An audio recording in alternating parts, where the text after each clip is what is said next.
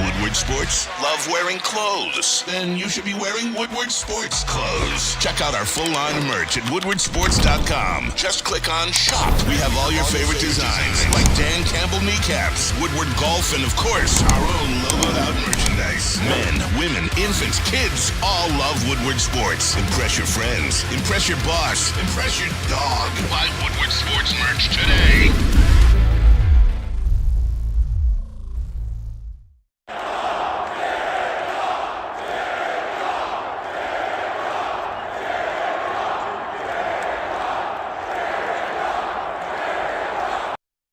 Jericho. What up, though, people? Thank you guys for choosing to kick off your day with Wake Up Woodward. We got the entire starting five in the building, plus the six-man Justin. Shout out to you today, man. As always, great work, brother. Lou Williams. Hey, guys, you know what? We got some new swag to add up here. Oh, Jericho. my God. If you guys need to understand the context, definitely go to yesterday's show after this one and before Big the Energy. Check out like the tail end of the show. You will see what that's all about. Stick was on a level yesterday. He was feeling himself, and he's definitely not one to be humble in victory. I will just say that. He's not like I am. But anywho, that's neither here nor there when you have a victory lap to take, especially a victory lap in which I would say went with the context of us all being happy to some degree. Yeah. You know what? Go ahead and go ahead and have some fun. Yeah. It's all well and good. It's all good natured. Flannel, how are you doing this morning? Good and bad. Ooh. Good because, you know, I'm going to a concert with my wife tonight, seeing Say Anything, their 20th anniversary of their album Is a Real Boy. Hey. Get to see them play Yellow Cat / Red Cat live. Are you kidding me? I cannot wait. However, that face changed quick. those Tigers, Them man. Tigers. I already knew. I already knew. You say Yellow Cat? Yellow Cat / Red Cat. And don't you have a yellow cat? I have an orange cat. An orange cat. Okay, Name that's what it Milo, was. right? Garfield. Milo, yes. Yellow and red makes orange. Hey, I we'll love take it. that. Yes. We'll take that. But man, oh man. I know we're gonna get into these Tigers. I saw your face change instantly from like just straight exuberance to what the hell is going on. Yeah. Brother, what up though this morning? What up, though? What up, up, though? though? While we bring up Stick in the first segment, we have to remind from a golf believer's perspective, the absolute slander that we've taken Stick for the last 3 years just for supporting your hometown team's quarterback, the quarterback of the Detroit Lions. Let him go off, man. He's taken so much shit. I don't think you guys realize. If you say one good thing about your quarterback, you're a gobbler. You're a slappy. You don't know ball. Stick has every right to go off. Yeah, actually, I'll end it there. Stick, man. Yeah. I want to see if we can get him on the heavyweights as well. I think that would be an epic show. Oh, yeah. That'd be a pretty epic show. Shout out to the heavyweights too. But brother, Yes. before we tell the people what we're talking about today, shout out to our elite booth. Shout out to KG, Detroit's #1 draft pick in the sound booth. What up, though? What up, though? At nobody. Hey, you know what? Tell the people what up, though. What up, though? At nobody. Y'all know what it is. Gonna wake them up out of their sleep. Wake up out of your sleep. Let's go. And in the TD booth, we got Woodward Sports' MVP, JBSMOOOOOV. B cups. Yo, what's up? I just caught that B cups. I'm like, oh my God. That is hilarious.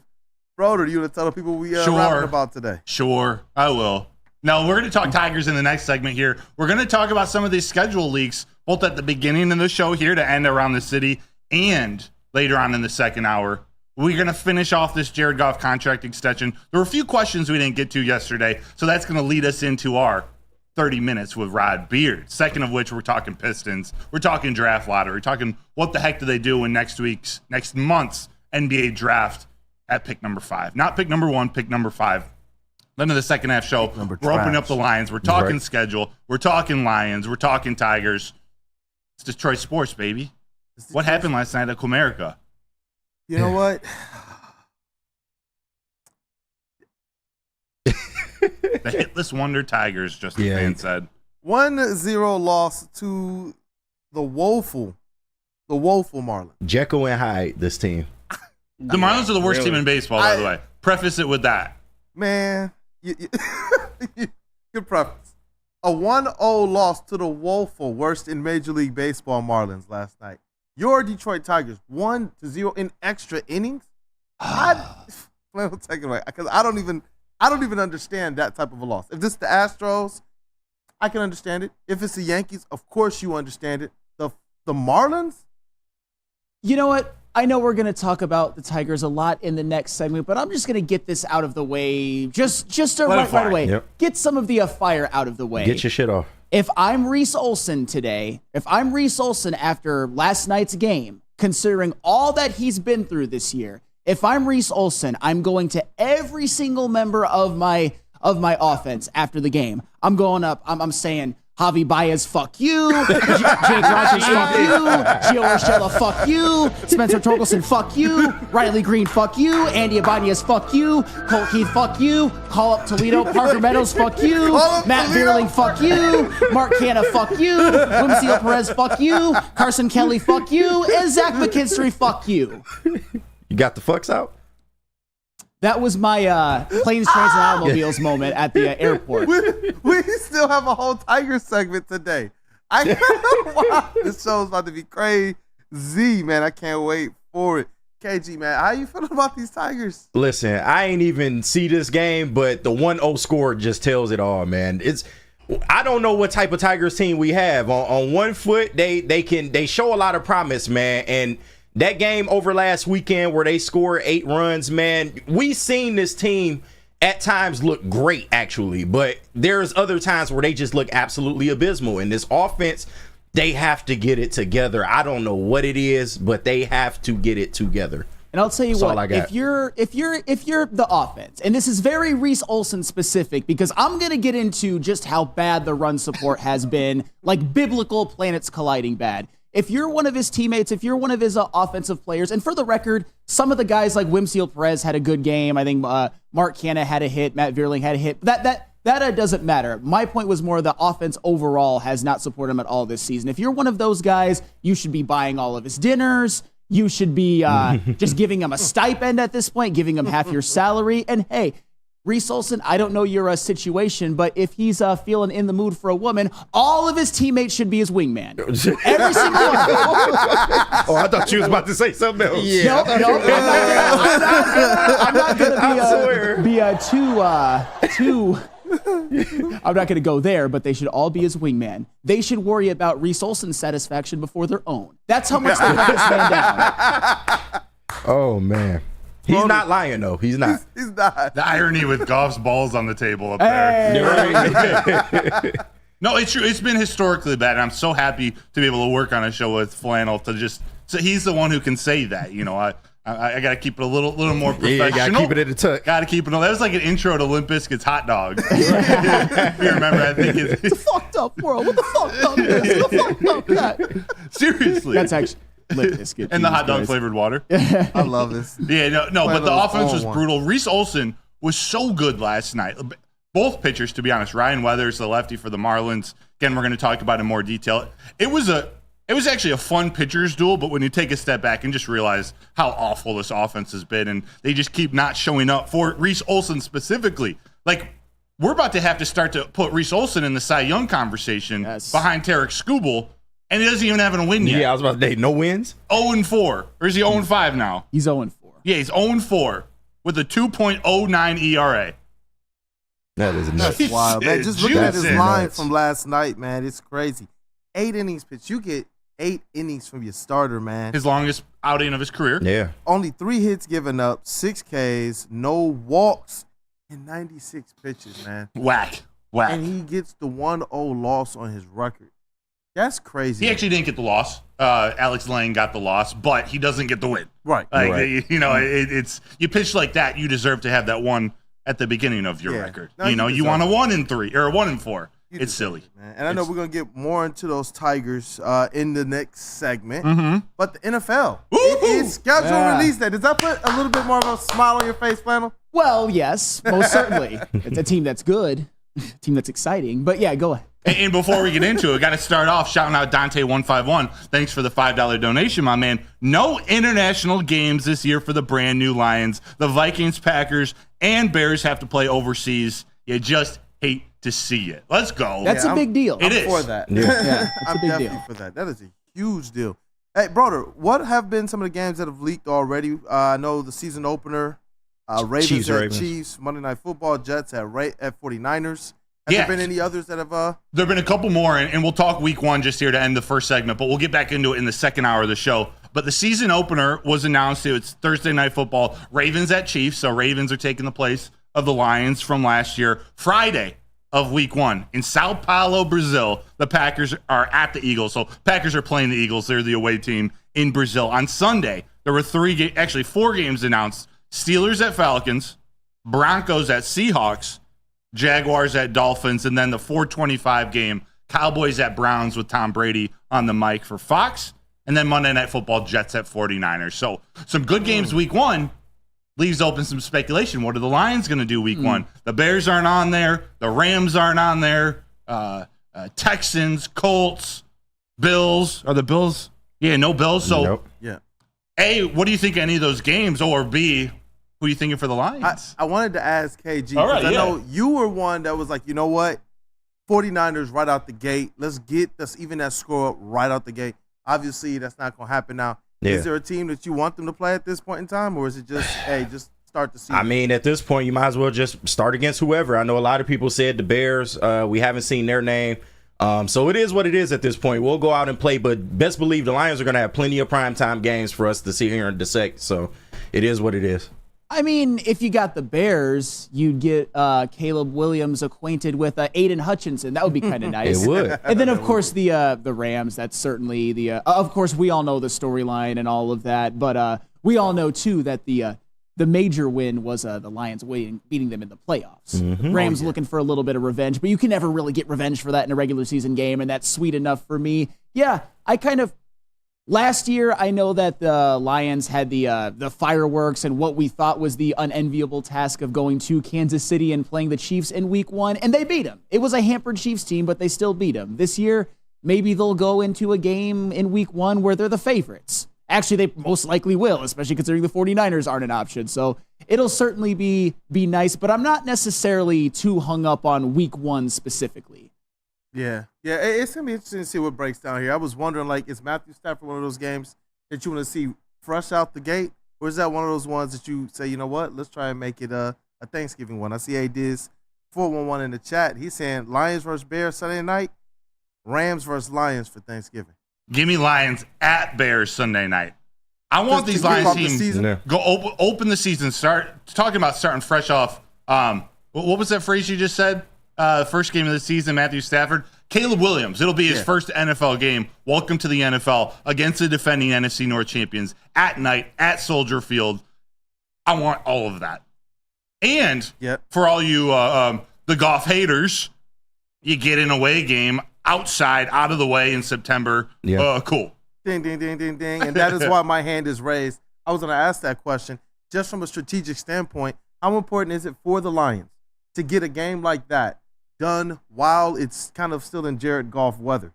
I mean, I know where you were going with that a little bit, Broder. He didn't play well last year at Chicago when the weather wasn't perfect. And I'm not saying that Jared Goff is like terrible every time he goes out in the cold.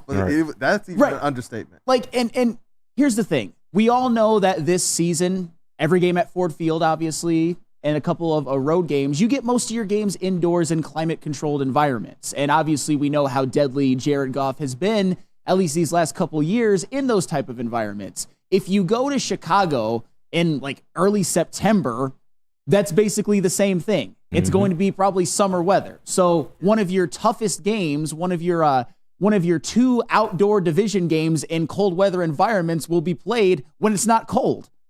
That's an advantage. And it's Caleb Williams' debut. Exactly.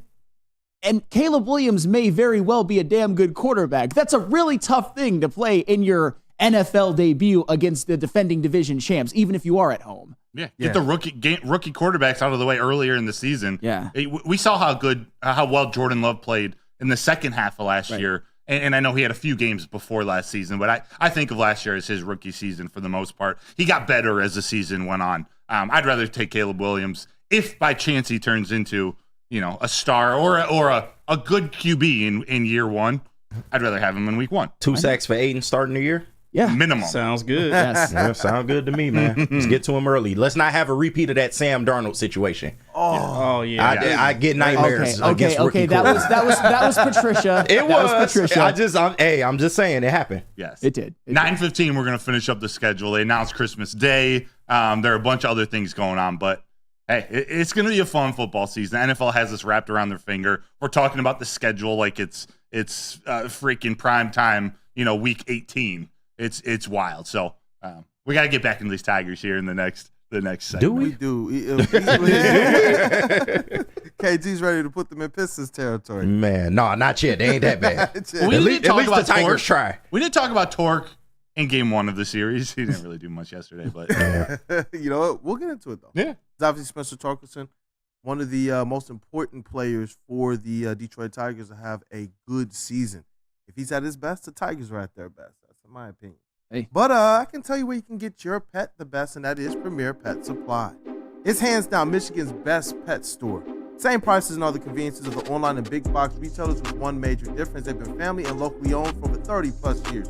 They carry 60 brands of food and have nutrition experts to help you. They also offer same-day local curbside and home delivery. Premier Pet Supply. Give your pet the best at www.premierpetsupply.com. Shout out, JB. Come to any Lady Jane's Haircuts for Men and claim your throne for a king's treatment from one of our talented stylists. Open 7 days a week. Walk in anytime. Just get to a Lady Jane's today and receive a precision haircut, scalp massage, hot lather neck shave, and a hot towel treatment. A haircut should not be a chore. It should be an experience. And that's exactly what Lady Jane's has to offer. Open 7 days a week. Walk-ins are always welcome.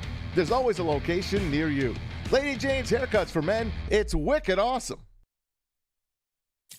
Thank you to all the fans for making Woodward Sports your #1 online destination for Detroit sports. We promise not to drop the ball.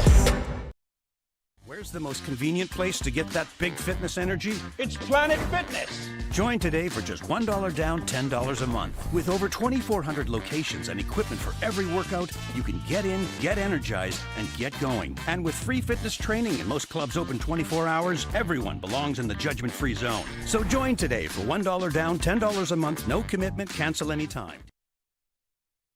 What happens when you run a great business for over 50 years? You expand and offer more products to more people. This is exactly what Les Stanford did by adding Les Stanford Buick GMC. The same great service that customers have come to know and trust. On Woodward Avenue, just south of 9 Mile. Check out Les Stanford in Dearborn today at lesstanford.com. Les Stanford Chevrolet. Together, let's drive.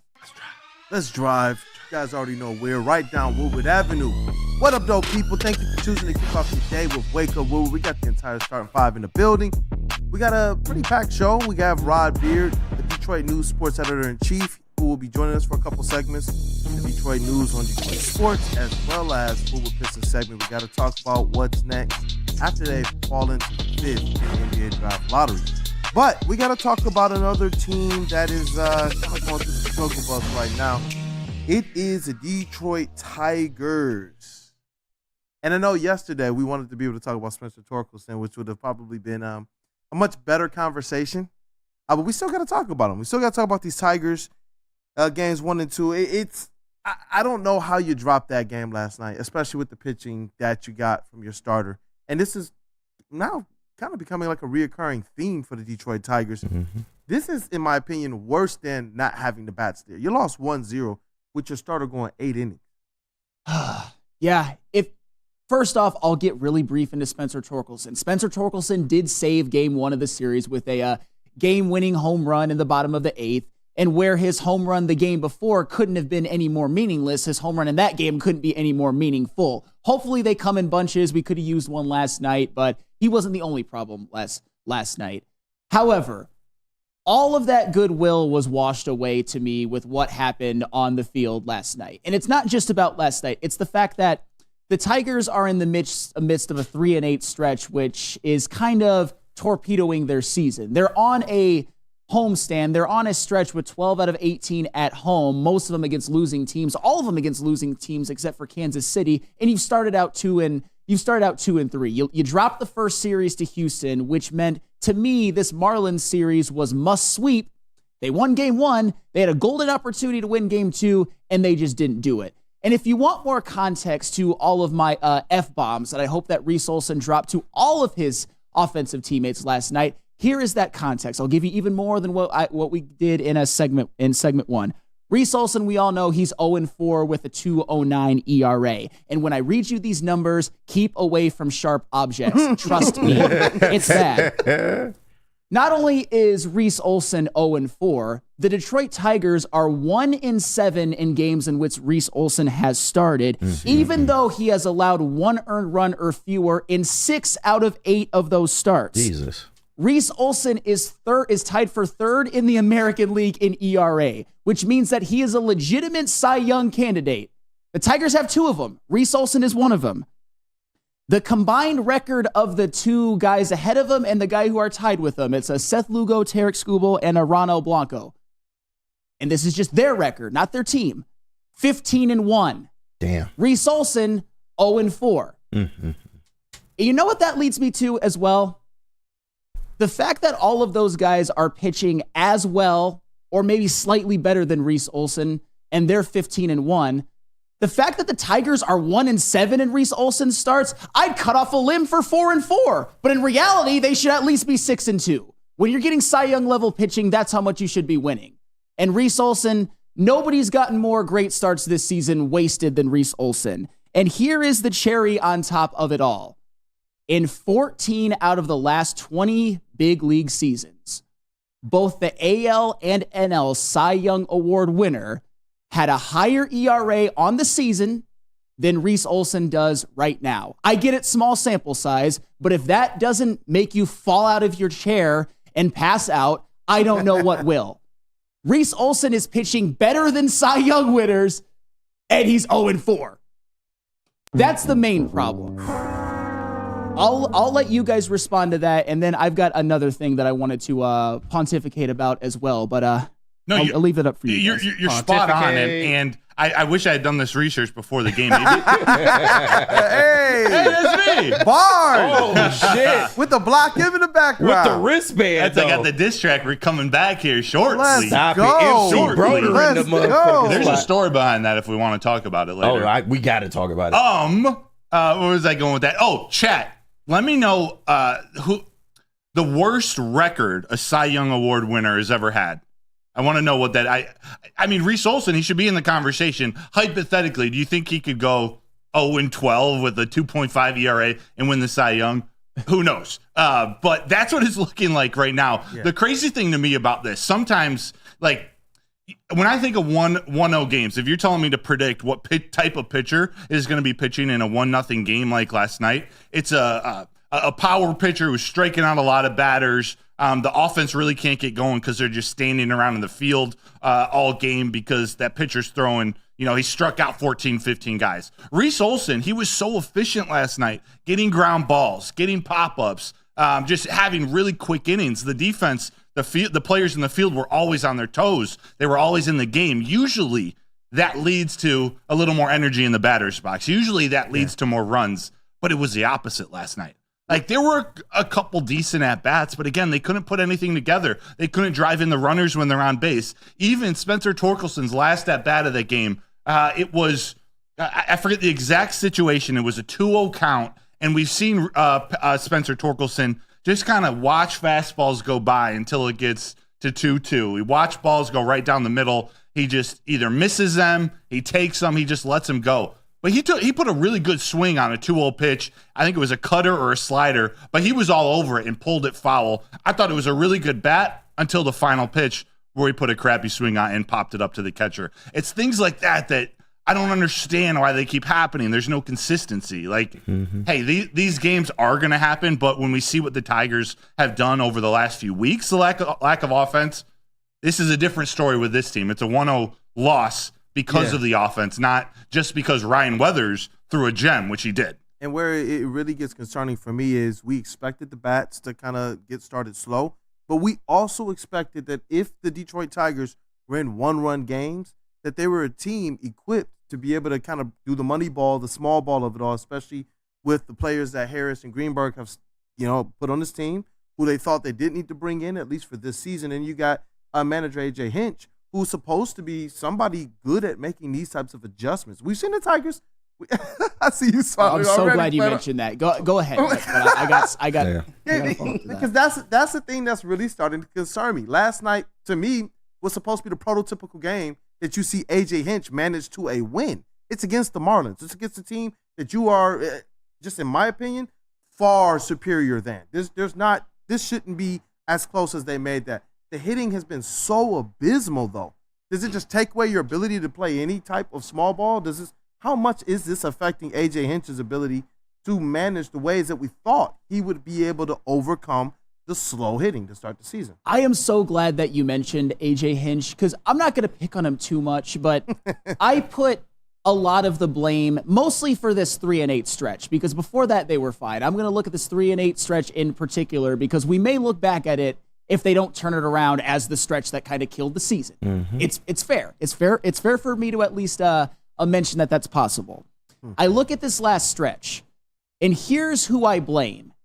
And I blame these guys, and it all leads back to one man. I blame AJ Hinch, I blame Chris Ilitch, and I blame Al Avila. Who do you think that all leads back to? Javi Baez. One Mr. Javi Baez. Ding, ding, ding. I knew it was coming. Javi Baez's on-base percentage begins with the number 1. He gets on base in fewer than a fifth of his plate appearances. It's real when you say 1 with a WH. Yes. Right. That's impossible. Emphasis on H. That's impossible. And obviously we knew Javi Baez sucks now, and he always did at getting on base, by the way, but he really sucks now. However, here's my main problem with it all right now.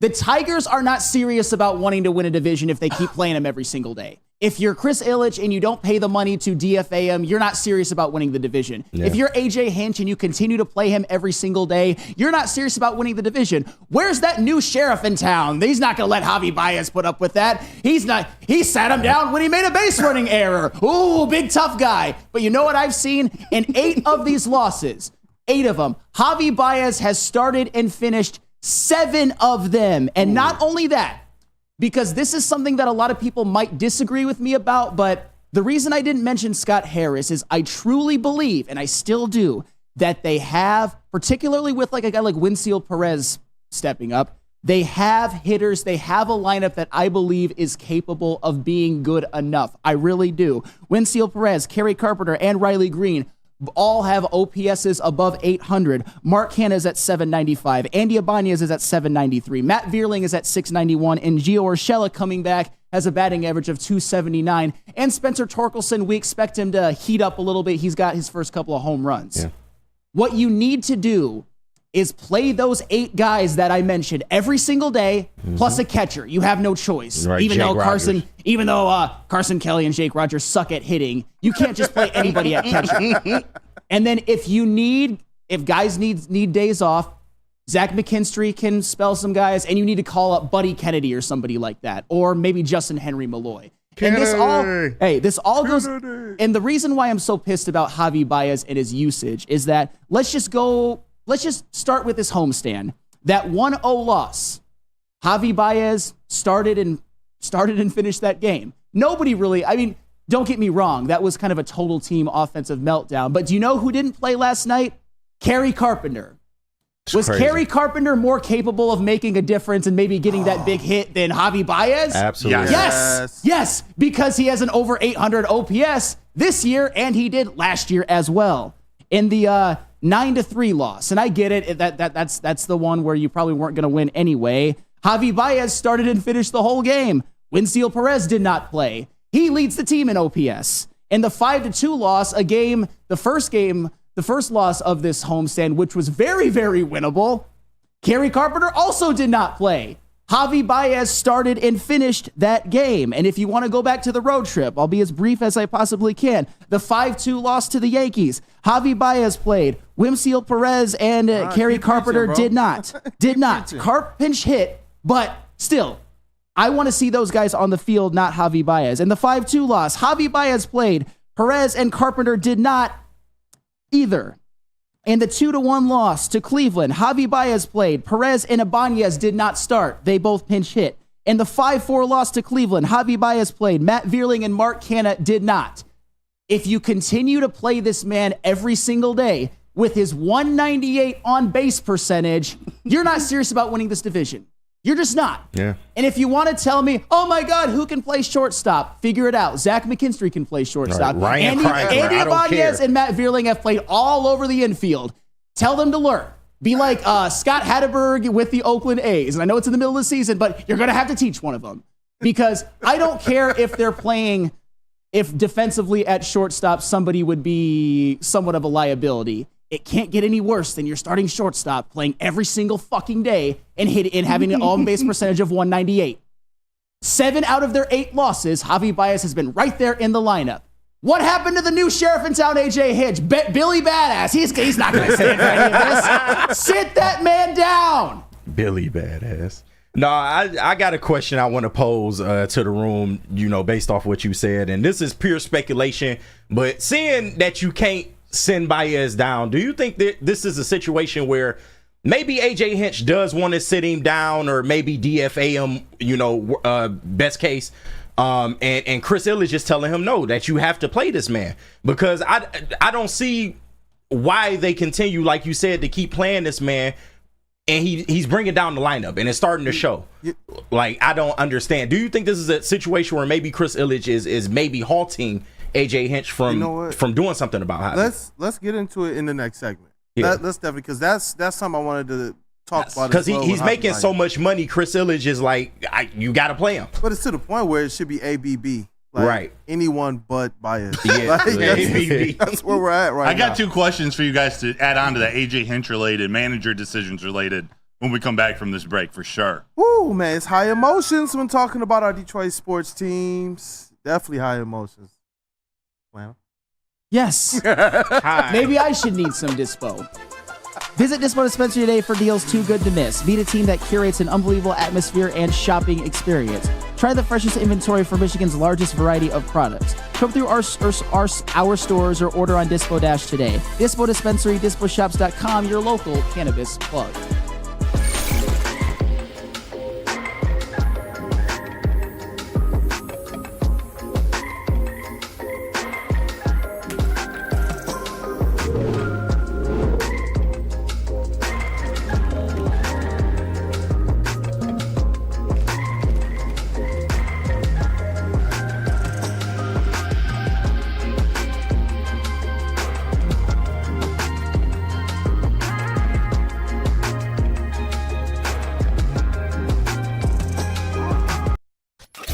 A ton of fun, a ton of sports, and a ton of man meat. Welcome to the Woodward Heavyweights, live daily 5 to 7 p.m. on Woodward Sports. What's up, everybody? Neil Rule, Big D Energy, Woodward Sports Network, home of the Planet Fitness Studios. Let me tell you a little personal story about myself with Planet Fitness. Planet Fitness helped me change my life, and it can do the same for you. The best gym in the gym game. The clean facilities, tons of cardio equipment, tons of weights as well. And look, through all the price increases, inflation, all that, hasn't happened at Planet Fitness. Still $1 down, $10 per month, $24.99 a month for the Black Card as well. It's Planet Fitness, everybody, where your fitness is essential. You have an opinion? Make sure it's seen and heard. Corner, jumper, tweet us, hop on the YouTube chat, slide in the DMS at Woodward Sports on all social media. Planet Fitness is home of the judgment-free zone where anyone, and we mean anyone, can feel comfortable and work on their fitness goals. At Planet Fitness, you'll experience a squeaky clean gym. He should be working the front desk instead of the Tigers. With all due respect to Planet Fitness employees, love y'all. That has tons of equipment, a full body workout in just 30 minutes, and all memberships include fitness training. You get all of this for only $10 a month, no commitment. No matter where you are, there's a Planet Fitness close by. There are more than 50 in Metro Detroit and thousands more throughout the world. It's Planet Fitness, where your fitness is essential. Oh, man, what up, though? People, welcome back to Wake Up Woodward. These Tigers, they got flannel Sam frazzled this morning, man. I don't blame them. Gracious. Yeah. That's bodacious. As always, bro got bars. He do. We're gonna have to show him. MC Broder. MC Broder. I showed KG before the show. I literally have 3 full verses of the Hit 'em Up freestyle diss track in response to the Meet the Gobblers. Easy, I don't know if you're And still it's in fire. here. I can't even lie. Hey, if it was whack, I would tell you. Look, It's we fire. gonna get it in, KG. Look, KG's 50 Cent. You're Eminem Broder. I'll be the Dr. Dre. Oh my Produce it up. We'll cook it up, man. I'm Shade. Kevin telling Hart you. is 15 cents. Aftermath. That was one of a good joke from 15 Mickey cent. Glazer. Word. Well, chat family, as always, you guys are the most important part of this show. Very important to our Wake Up with Recruit. Go ahead and smash that like button once you've done so. Encourage someone else to do the same. And the phone lines are open.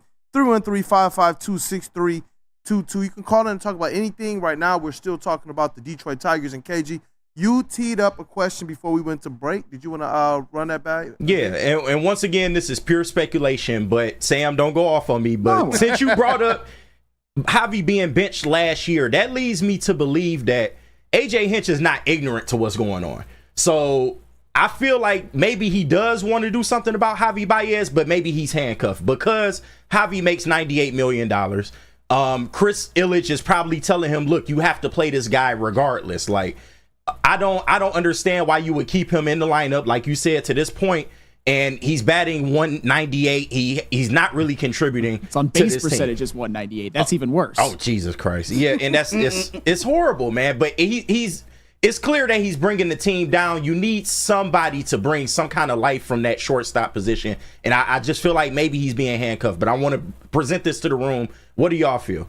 Yeah, just real quick for you answer final. Gromit said, so Alex Avila trades everything away for a bunch of young shortstops, and now we have no shortstops to bring up because they all play for other teams now. Yeah. What the heck? It's Al Avila for you. Then we're not then the Tigers aren't a serious organization. If the owner is making calls like that, and I already mentioned Chris Ilitch because he won't pay the money to a DFA hobby at this point, then they're not a serious organization. If AJ Hinch is the very good manager that I believe him to be, you can't handcuff him. And if he's not being handcuffed, what the hell are you doing? Yeah, exactly. What the hell are you doing? Because, like I said, I don't care. At this point, I don't care about fielding at shortstop at this point. You've got guys who actually hit good and who actually get on base who I think are capable of playing a slightly below average major league shortstop. And that's perfectly fine with me as long as your on base percentage starts with a 3 instead of a 1. That's a big deal. Javi Baez is killing this team. You know, that's the question for me. Plato, you were on one today, word to Eduardo O'Neill. What do the Tigers do with Javi Baez? Because is this really an AJ Hinch issue? Is this a situation where, similar to like the Pistons front office in organization, there might be some oversight and some overstep from higher up in the organization that ties up AJ Hinch's hands? Is this a situation where he's kind of giving them the half a season, letting them play out this year? Like, what is the actual issue, as much as we can kind of hypothesize as it relates to AJ Hinch and Javi Baez? The issue is the contract, but I think, which we all know when we've talked to, it's just how do you get out of that? You can't send him down, and he has no trade value. So ultimately, your only option is to just cut him, and that might happen. I don't sense that it's pressure from the front office or pressure from Chris Ilitch to just play him because he signed this contract. I don't know how quickly it would have happened, but Ryan Kreidler getting hurt so early at the beginning of the season down in AAA, I think that likely changed some plans. Again, if your only option is to cut him, I don't know how soon. Maybe he would have gone to Kreidler at the major league level, but you're right. He can't keep running him out there. If, like Sam says, if you're serious about not even just making the playoffs, but like competing to give yourself a chance to be in the conversation to make the playoffs, it makes no sense. Like, he's clearly not. He's not the hitter. I never thought he was that great of a hitter, but he's not going to change.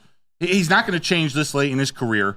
From some interviews earlier in the season, actually in the offseason, of AJ Hinch on various podcasts, it's not like he's a super vocal leader in the locker room. Talked about he and Miggy used to kind of just do their thing in the corner. It's more a work ethic type of leadership, but the harder you work, you got to show some results for that work ethic to actually mean something to young kids to follow you in that. So I don't get it. I don't understand what they're doing. I want to ask you guys too, and feel free to keep going down the Javi Baez path, but I don't know about bringing Jason Foley into that game, a 0-0 game in the 9th inning. Why not save him till you have the lead so you can pitch him today if something goes wrong? Like, I don't understand that. And I don't understand. Screw the analytics. Why not bunt with a runner on second and extra innings? Get the guy over to third and take your 2 outs to get him in. It's what we thought this team was equipped to be able to do. We all expected the bats to start slow. So where is the small ball to be able to better make up for this? And, just to kind of piggyback, throw even something else into the salad bowl of conversation, ADIS411 said the Tigers are 500, expected to win about 85 games. They play 162. Chill. Is there overreaction this morning, or is this appropriate? Because right now, what I'm seeing from the Tigers, the way they're losing games, are ways that we said if they're losing these types of games, they're not going to hit the expectation. These are the games they're supposed to go out there and win. Even if you beat them 2-1, it's the Marlins. Even if you beat them 2-1, these were the games we said you have to win. You have to show us that in place of your hitting, which we know is going to take some time, it might not show up all year, can you still be one of those teams that puts together the runs when you need it? We've seen them show the propensity. They've won some games that way, where they've gone late in the game, came back and won. They did it the first game against the Marlins. They've done it in one of the games against the Astros as well to avoid really even more horrible stretch. They're 3-8 in the last 11? Yeah. Man, we told you that's not sustainable, though. Yeah, I know. That's what we're seeing right now. And we knew it wasn't sustainable. We just thought, are the bats going to show up around the 30-day mark, 60-day mark or whatnot? Well, and a D's 411, that's to me, that's foolish. To me, that like, and here's I'm just gonna say it. I obviously, as a up and comer, I listen to other shows around town. I learn things from guys like Neil and Ryan Armani, and even you guys and Spencer and Easy and all of them. But I also heard some comments made by one Mike Valeni, and I'm gonna kind of piggyback something that he said, and this is directed at you, Adis 411. That's some Cialis City type shit. Seriously. Adis 411, that is evidence of just being flaccid and not giving a damn. Because when we talk about them being 500, what did I tell you at the very beginning? Reese Olson is giving you a Cy Young caliber season, and the Tigers are 1-7 in games that he has started. 1-7. And the 3 other guys who are in the conversation with Reese Olson, their records just as pitchers are 15-1. That's what's going to cost you this division. Yeah. You got to win the vast majority of the games that Reese Olson starts, not go 1-7 in them. This team should not be 500 given their pitching. This team should be competing for Cleveland for the division lead. Even though Cleveland's 11 games over 500, that's about where the Tigers should be. Maybe not 11, but like 6, 7, 8. Yeah, and I'm glad you brought up Cleveland because it's also the division as well. The division is better than we thought it was. So you may not be able to tread water just being 500. You may have to go out and be a few games above 500, which requires you to beat the teams you're supposed to beat. There's no way you're supposed to be losing to the Miami Marlins in this type of fashion, a 1-0 fashion. Like, come on, man. Yeah. Especially, like you said, when we get into pitching that we're getting from starters and also from the bullpen. I know they've been tagged lately, but they overall have been good. You're not going to be able to tread water and still try to compete for this division with Cleveland, with Minnesota being as good as they are. And Kansas City, by the way. Yeah, Seth Lugo's a Cy Young candidate. Bobby Witt looks like a young superstar. Salvador Perez has turned back the clock and is having one of the best offensive seasons of his career, even though I thought he was washed. But those are the type of things that happen. Yeah.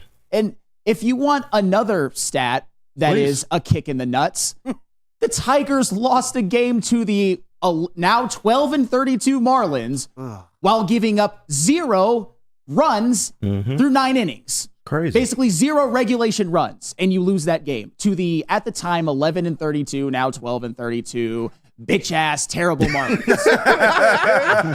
By the way, Sam, I think you'd like to know Mike G.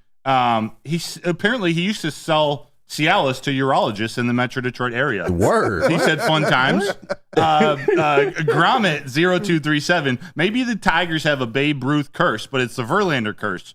Bring him home and sacrifice a chicken on home plate, and he'll bring in a goat and let it run the bases. Fine. Yeah. Fine. Right. Fine. And lastly, this was a bar from Ed O'Neill. So let me get this straight. Pistons have an O, but no D. Tigers have a D, but no O. Lions have an O, but no D. We hope their D is going to improve. Actually, that's a pause. Yes. Pause. Thank you, JB. And I'll add one. Red Wings have an O, but no G. Why can't we all just why can't all the teams just be great at the same time?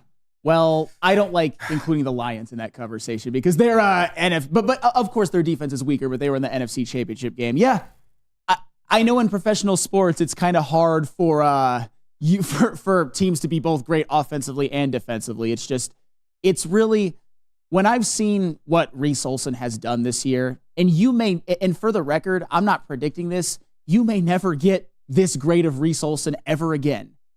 So you better not waste it. But the Tigers are doing the dictionary definition of that. They're almost winless in Cy Young Reese Olson starts. It's a disgrace. Reese, the way he was spotting his fastball, the way he was using his changeup, he's improving every time I see him out on the mound. It's pretty impressive. It's Flannel, I have another stat for you. I saw this on Twitter. Optistats, at Optistats on X. Reese Olson is the only MLB pitcher to have a sub 2.25 ERA, but an 0-4 or worse record over his first 8 starts of the season. Wait, since the ERA became an official stat in both leagues in 1913. So this is an ever type stat. This is over a century. This is 111 years. That's 1-1-1. This is pre-Chicago Black Sox. God, this is when like teams were like the White Stockings or whatever. Yeah. No, but what did I tell you at the beginning? That it was biblical, that it was planets colliding, that it was a meteor dropping on this earth bad. Because, and when you hear that, hasn't happened in 100 years. Hey, shout out to Phil. He got a flannel type bar right now in the chat. My toilet doesn't flush as fast as the Tigers. Yes, and Shad is president of Cialis City. President. You know what, man? We need to get you to this show tonight with your wife, bro. The Tigers got you so bothered. I was about to say, like, I might need a damn Cialis after watching this team. Watch out. Watch out. Oh, man. No, shout out Mike Valletti, by the way. I completely stole that from him, but I'm giving him credit. That was that's a great line. I disagreed with him at the time, but seeing some reactions to these Tigers. Do you guys remember when Roger Clemens got caught with Viagra in his locker? And it was a time, I believe, if I'm not mistaken, it was considered a performance-enhancing drug. Oh, wow. Because he would use it for his stamina, like actual stamina on the mound. There were people, especially in the Olympics and everything. There were people who got caught up with Cialis and such. And they, they tested performance enhancing. Literally. Performance enhancing. Literally. Come on, guys. That Olympic You Village know gets that wild. on the Wake Up Woody show, right? Yeah. Yeah. Let's rock. We got a legend coming on? We do have a legend. Rod Beard. We got to talk to him about these Tigers, especially about the Detroit Lions. Second segment, we'll talk to him about something that probably doesn't make him as happy anymore, especially this Pistons draft. I can't wait to hear what he has to say. It's going to be epic. Hey, you guys, you know what? Thank you, chat family, for rocking out with the Wake Up Woodward show. We got the whole 5 in the building, plus 6-man Justin. Appreciate you guys. That's Flannel, Rotor, KG, JB, Kool-Aid, Mr. Justin. What up, though? Appreciate you guys. Smash that like button to continue to support us every day, Monday through Friday, 8 a.m. to 10 a.m. You can catch the crew, but after us, you can catch 4-time Stanley Cup champion winner and Guardian Defender of Detroit alongside his co-host, Neil Rule. That is Darren McCarty and Neil Rule, the golden voice on Big D Energy from 11 to 1. Followed by Armani and Edwards with Maz. You got the lovable radio legend Tom Mazaway with University of Michigan Hall of Famer, legend in NFL, former NFL wide receiver Braylon Edwards, and Detroit media king Ryan Armani. After them, it's the Woodward Heavyweights, 5 to 7 p.m. You guys already know the big fellas are bringing you the biggest interviews, the biggest breakdowns, the biggest laughs. And why? Because of everything that you guys do to support us. We appreciate you for making Woodward Sports the #1 digital sports network. Thank you. Hi, my diamonds. It's Crystal with an X. You want to get hot and perfect like me? Here's my super easy routine. Drink at least a gallon of water before you wake up. Attach a weight to everything in your house. Hello? Sell your car and just sprint everywhere. Scream when you exhale.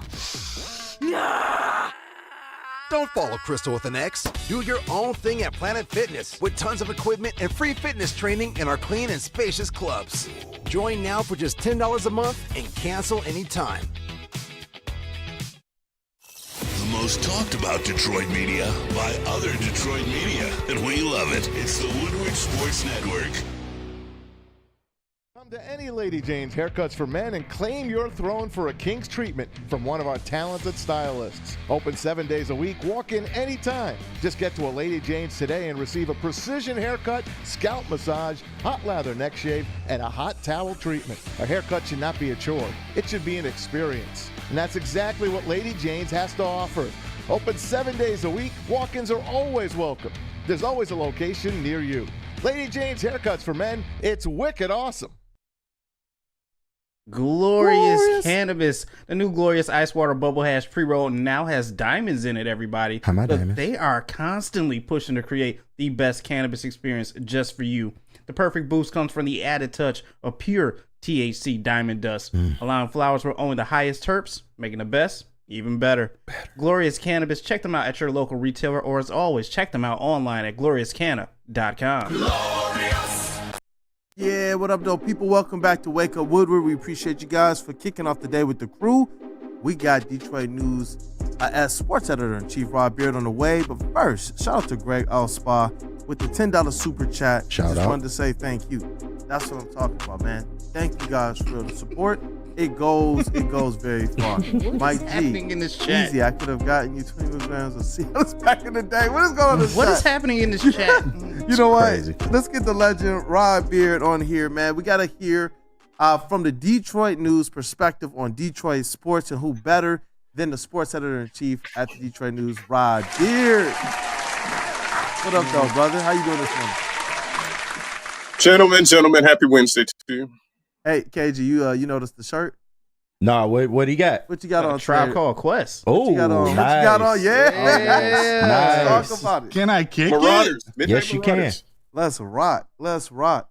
Well, Rod, look, we're sitting here and we're kind of all over the place with the Detroit Tigers right now. That 1-0 loss is just, we wanted to see them after having 4 series wins in a row and now 3 series losses in a row, go and take care of a team that you're supposed to take care of in the Marlins. And it's beef right now, definitely with Javi Baez, and some concern or questioning with A.J. Hinch. What do the Tigers need to do from your perspective to try and overcome the fact that you are blowing Cy Young level pitching from Reese Olson to be able to get some wins and play at least up to the level of expectation we think they're capable? 3 words: score more runs. And even in the case of last night, I can make it 2 words: score runs. Just Score run. Give me 2. Give me 1 in the first 9 innings, or just give me 2. We knew this was going to be the issue of run scoring and whether the offense was going to take care of its share. The pitching has been really, really good. I mean, if it's not the bullpen, it's the starters who are doing it, but you just got to figure out ways to score runs. And Tigers fans know, if you're counting on Javi Baez, then place your wagers with me if you want to bet on Javi Baez doing something in a clutch situation like that, or swinging at something in the strike zone. Send me the money and I'll place the wagers for you. We'll do it that way. Rod, let's lighten the mood a little bit. Let's all get happy because I want to ask your initial thoughts on the Jared Goff contract. 4 years, $212 million. When you first heard about that deal and kind of saw the terms and everything that goes along with it, what were your thoughts? Lock him up. Let's lock all of these key guys up that you have to go for it right now. The Lions haven't seen a window like this where they've been a good team and one of the favorites in the NFC, if not a Super Bowl favorite going into next year. You got to get all of these key pieces there, give them their money, and let's just move forward. Let's not have any distractions or anything else that's going on the side about, are they keeping Goff or are they looking at another quarterback? They didn't draft anybody else to try to make you think anything.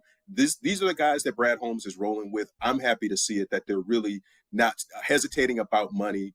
And when you look at all of these deals, they're all value deals. When you look in the next couple of years, these are going to be some of the lower paid players on the scale in terms of, he's the one of the highest paid players now, but give it a couple more weeks, you'll get another quarterback who's going to restructure or do something and get himself right back in that mix. Hey, Ryan, and I'm glad you brought up the Super Bowl because I wanted to ask you this. Are you of the thinking that if the Lions don't cash in a Super Bowl within this Jared Goff contract, that this is a bad contract? No, you don't necessarily do all of this to win a Super Bowl or to win an NBA championship. You do it to give yourself a chance. You're disappointed a little bit if you don't, but you don't say that this is wasted money or this is a bust. We've seen it with the Tigers going to the World Series a couple of times. You just have to put yourself in position to do it because it's not guaranteed. It's not Golden State and Cleveland, where you know you're going every year, and they put everything in the middle of the table with uber talented rosters. We've seen that the pitching staff can fail you in the World Series. We've seen that when you get to the Eastern Conference Finals, that you may not get to the Super Bowl, or you might not get to the NBA championship. You've seen the Rod, Bills where you I think we lost the you. Super Bowl. I don't hear you. I can hear him. Yeah, you can? yeah, it's going. Yeah, I can hear him. Shoot. Sorry, Rod, you're good. Sorry It's about not that. me, it's you. It's not me, it's you. No, I think we've seen enough teams in dynasty situations who have gotten there and not cashed in, where I don't think that's the only way that you can judge success of a team. I think sometimes it's just getting there and giving yourself a window that all of this is about.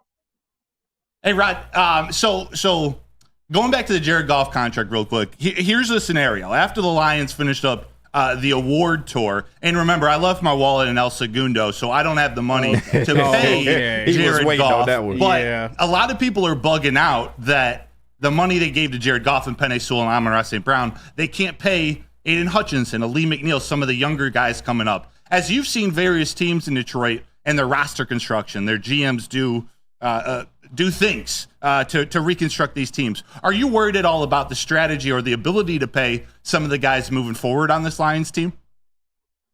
No, and we're seeing it with the Chiefs too, that when you give Patrick Mahomes all that money and Christian Smith, you gotta spread it out in a different way, that you've got to hold your stars. Are you going to do this without Jared Goff? No. What's the point of paying Penei Sewell and Amon-Ra St. Brown if you don't have the quarterback to make it all work? They're just betting that this group of players, this offense that they have, is what they're going to roll with. And I mean, you've got to make it work right now. This is the best window that they've had in our lifetime. In our lifetimes, I'll go with it. In our lifetimes. So why not bet on it and say that this is what's going to work? The league is changing every year. Teams are good and bad, hot and cold. You get one catastrophic injury with another team, and you're right there in the Super Bowl. It could happen. So you're saying they need to find a way for that electric relaxation. Oh, my God. I just dropped about 7 Tribe Called Quest. You're right. Let's He go. is reaching, right? He is reaching, right? Jeez. Sorry. We love you, brother. Thank you. Back to the desk. Oh, man. You got it, Brody. You got it, Brody. Rod, now that we've seen, Jared Goff get locked up and Amon-Ra St. Brown and Penei Sewell, and I think that ups a lot of our excitement about the season. Who would you personally like to see the Lions play in week 1 if you had your choice? I'm going to say the Bears. Ooh. Let's get the Bears in here before they figure it out. If they're going to be one of these surprise teams in the league this year, let's get a rookie quarterback in week 1 under the bright lights, and let's see what that looks like. Because if you put both of those Bears games later in the schedule, they might figure it out at some point. I'd like to see one of those Bears games be that opener. If not, there are rumblings on Twitter that it could be the Rams. I don't necessarily want to see the Rams in that sort of scenario. I think you build up. I want to see a tougher game in week 1 so they can knock that one off their schedule and get some momentum to start the year. You know what, guys? As always, these segments with Rod are some of the best. I already see some of the people in the chat. They were putting Rod the legend as well. And we got one more segment with Rod. If you guys want to hang tight real quick, it's always an awesome time. I can tell you guys there's something else that's awesome as well. Awesome is when a guy can be a guy and get an amazing haircut. That's Lady Jane's Haircuts for Men. Just stop in, sit back, relax, and let one of Lady Jane's talented hairstylists make you look and feel great. Walk in anytime, 7 days a week. Lady Jane's, it's wicked awesome. Stop searching for a vehicle and start finding one. Les Stanford Chevrolet Cadillac makes it easy. We harness the power of multiple dealerships and own the biggest selection of GM brands in the area to get you the car you need. With the Les Stanford Group, you'll have access to 4 different dealerships, providing you with more makes, more models, and more choices. We're connected to more than 1,000 vehicles. And with so many high-quality CPO vehicles available, you'll find new car quality at pre-owned prices. You can start and end your search at lesstanford.com today. A network for the city, by the city. Woodward Sports is Detroit Sports. At work and at home, we're there with smarter security solutions. featuring complete automation with customized alerts and more. For over 90 years, we've been the company that's been counted on to protect what matters most, all with personalized service and care. Right now, for a limited time, receive a free video device plus free installation with a new home system. Guardian Alarm. We protect Michigan. We are the network for Detroit by Detroiters. Welcome to the Woodward Sports Network. Let Guardian Alarm offer you customized solutions from real experts. Our professional technicians, they take the time to recommend security and automation solutions specific to your needs. That is 24/7 professional monitoring. Call us anytime, day or night, and know that a Guardian team member will stay on the phone with you as long as needed because it's technology backed by people. And your safety and security, it deserves technology that's been proven to work and people have been proven to care. Call 1-800-STAY-OUT. Any Rod Beard haters? 1-800-STAY OUT. Let's rock. What up, though, people? Welcome back to Wake Up Woodward. We appreciate you guys for choosing to kick off the day with the crew. It's been a good couple weeks of content, engagement, and support as well from our chat family, so we appreciate you guys greatly. Now we got to talk about hopefully another team that it's probably going to ruffle your feathers a little bit, Flannel. Oh, it's all good. But it's all good. We got some things to break down, a lot with the Detroit Pistons, the president of basketball operations search update. You got the draft. You got some free agency news. Who better to break it down with than Mr. Rod Beard? You guys want to help me real quick with this drum roll? Absolutely. Hey, yo! Shout out and welcome again to the legend Detroit News Rod Beard, brother. As always, how are you doing today? And kick things off with Rod's thoughts. Denver Nuggets are not dead. They're not dead. It's you get down 0-2 and then people start feeling themselves a little bit and saying that they're gone. Defending champs are always going to be hard to knock off. It's not a lot of times that you see a team go down 0-2 at home and figure out a way to turn this series around. The Nuggets are doing that. They're just an amazing, amazing team. And we'll see how the rest of the series goes. But this playoffs has been a little bit more interesting than I thought it might be. I thought it might be really chalky and the favorites win all the way through. But we've seen some surprises and some really good series so far. It has been. And honestly, Jalen Brunson is one of those players that has absolutely kind of amazed me this playoff. Making a name for himself. You talking about making a name for himself. I didn't think that he would be able to put the type of separation between the type of player he's showing himself to be in the playoffs against Tyrese Halliburton. Like there looks like there'll be a huge gap between who Jalen Brunson is proven to be versus Halliburton. The playoffs have been a good watch this year. I can't lie, can't hate. And you know who's not there? LeBron James. But that's all. Well, he did show up to one game. To one game. Yeah, we'll give him that. He showed up to the Cavs game. We'll give him that. He did. With purpose, of course. Yeah, of course. Yep. You know, Rod, can I ask you about Tim Connolly? Because that's a name that gets brought up a lot as a target for the PBO spot. I believe he's from Michigan. He's from Saginaw, maybe. But I just want to know your thoughts on him. I don't know a ton about, his moves, his roster construction, except for the Rudy Gobert trade. And I'd almost argue that if Anthony Davis doesn't become a star like he is now, when I first looked at that trade, it seemed like one of the worst trades of all time. So should I be concerned about that, or is Tim Connolly the right type of fit for this PBO role? I mean, if you just turned Minnesota around and you did some work in Denver, what excites you about this Pistons job?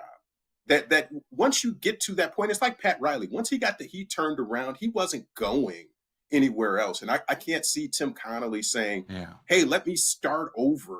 If you built something, it's like when you build a sandcastle or a big thing of dominoes. You don't want to start over and say, let me go back to domino number one or start over with a new bucket of sand.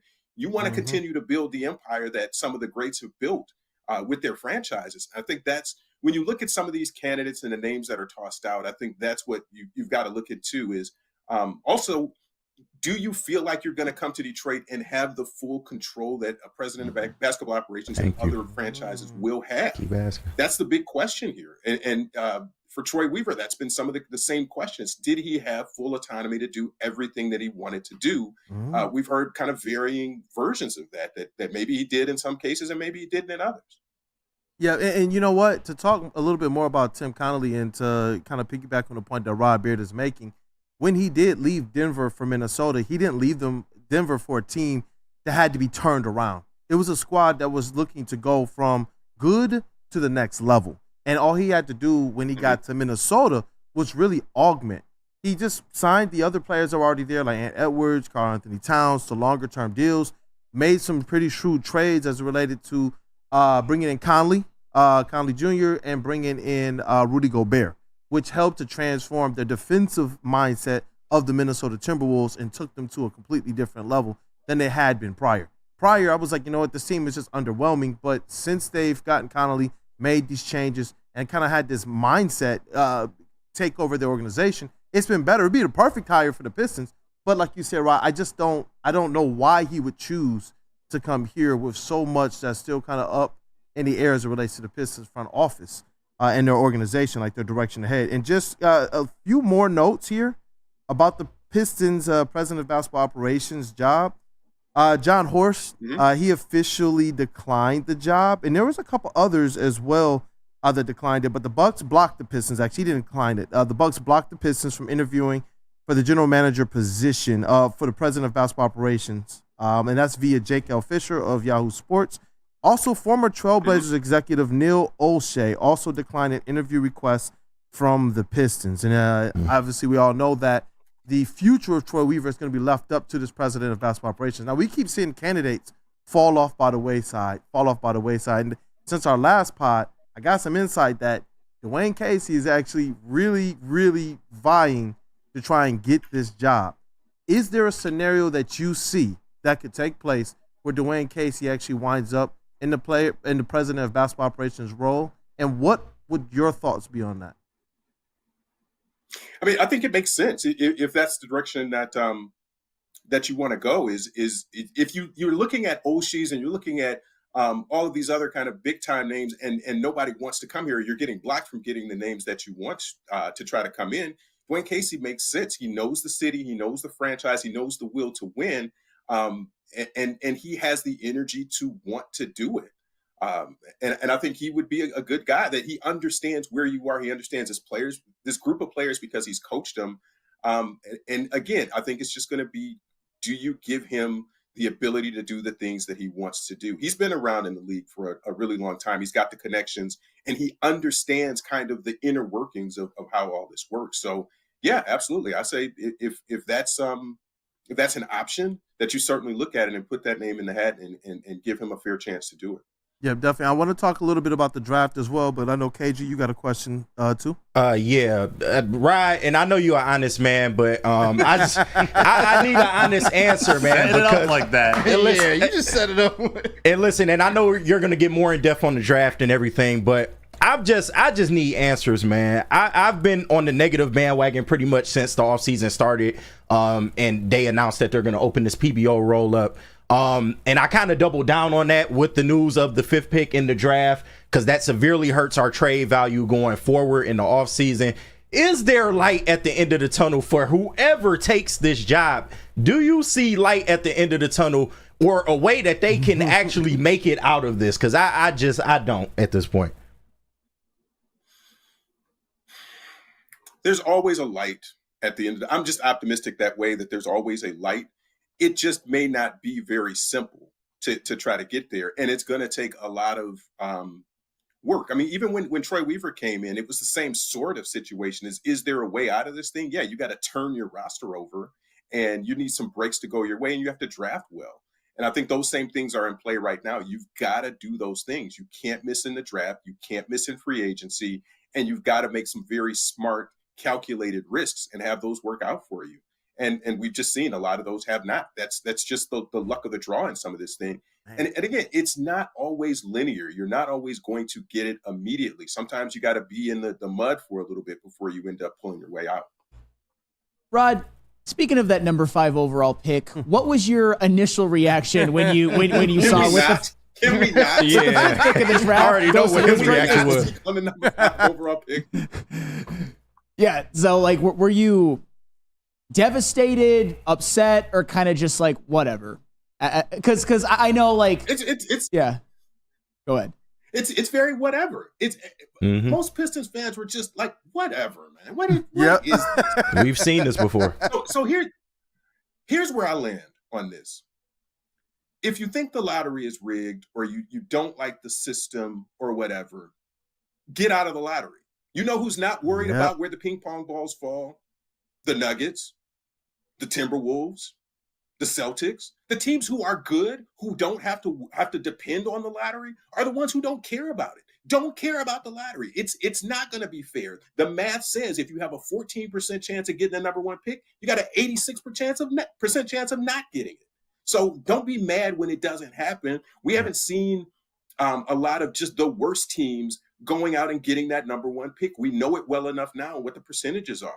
The NFL has the one kind of league where the worst record automatically gets that number one pick. So it's harder to tank in the NFL, but you end up with that automatically. If you end up in a lottery system, there is a chance that you just don't. And unless you want lottery reform to say the worst team can only drop lower than 3, I think that's the easiest fix in all of this. But you still have to fix the math to make it work that way, that you don't drop as far.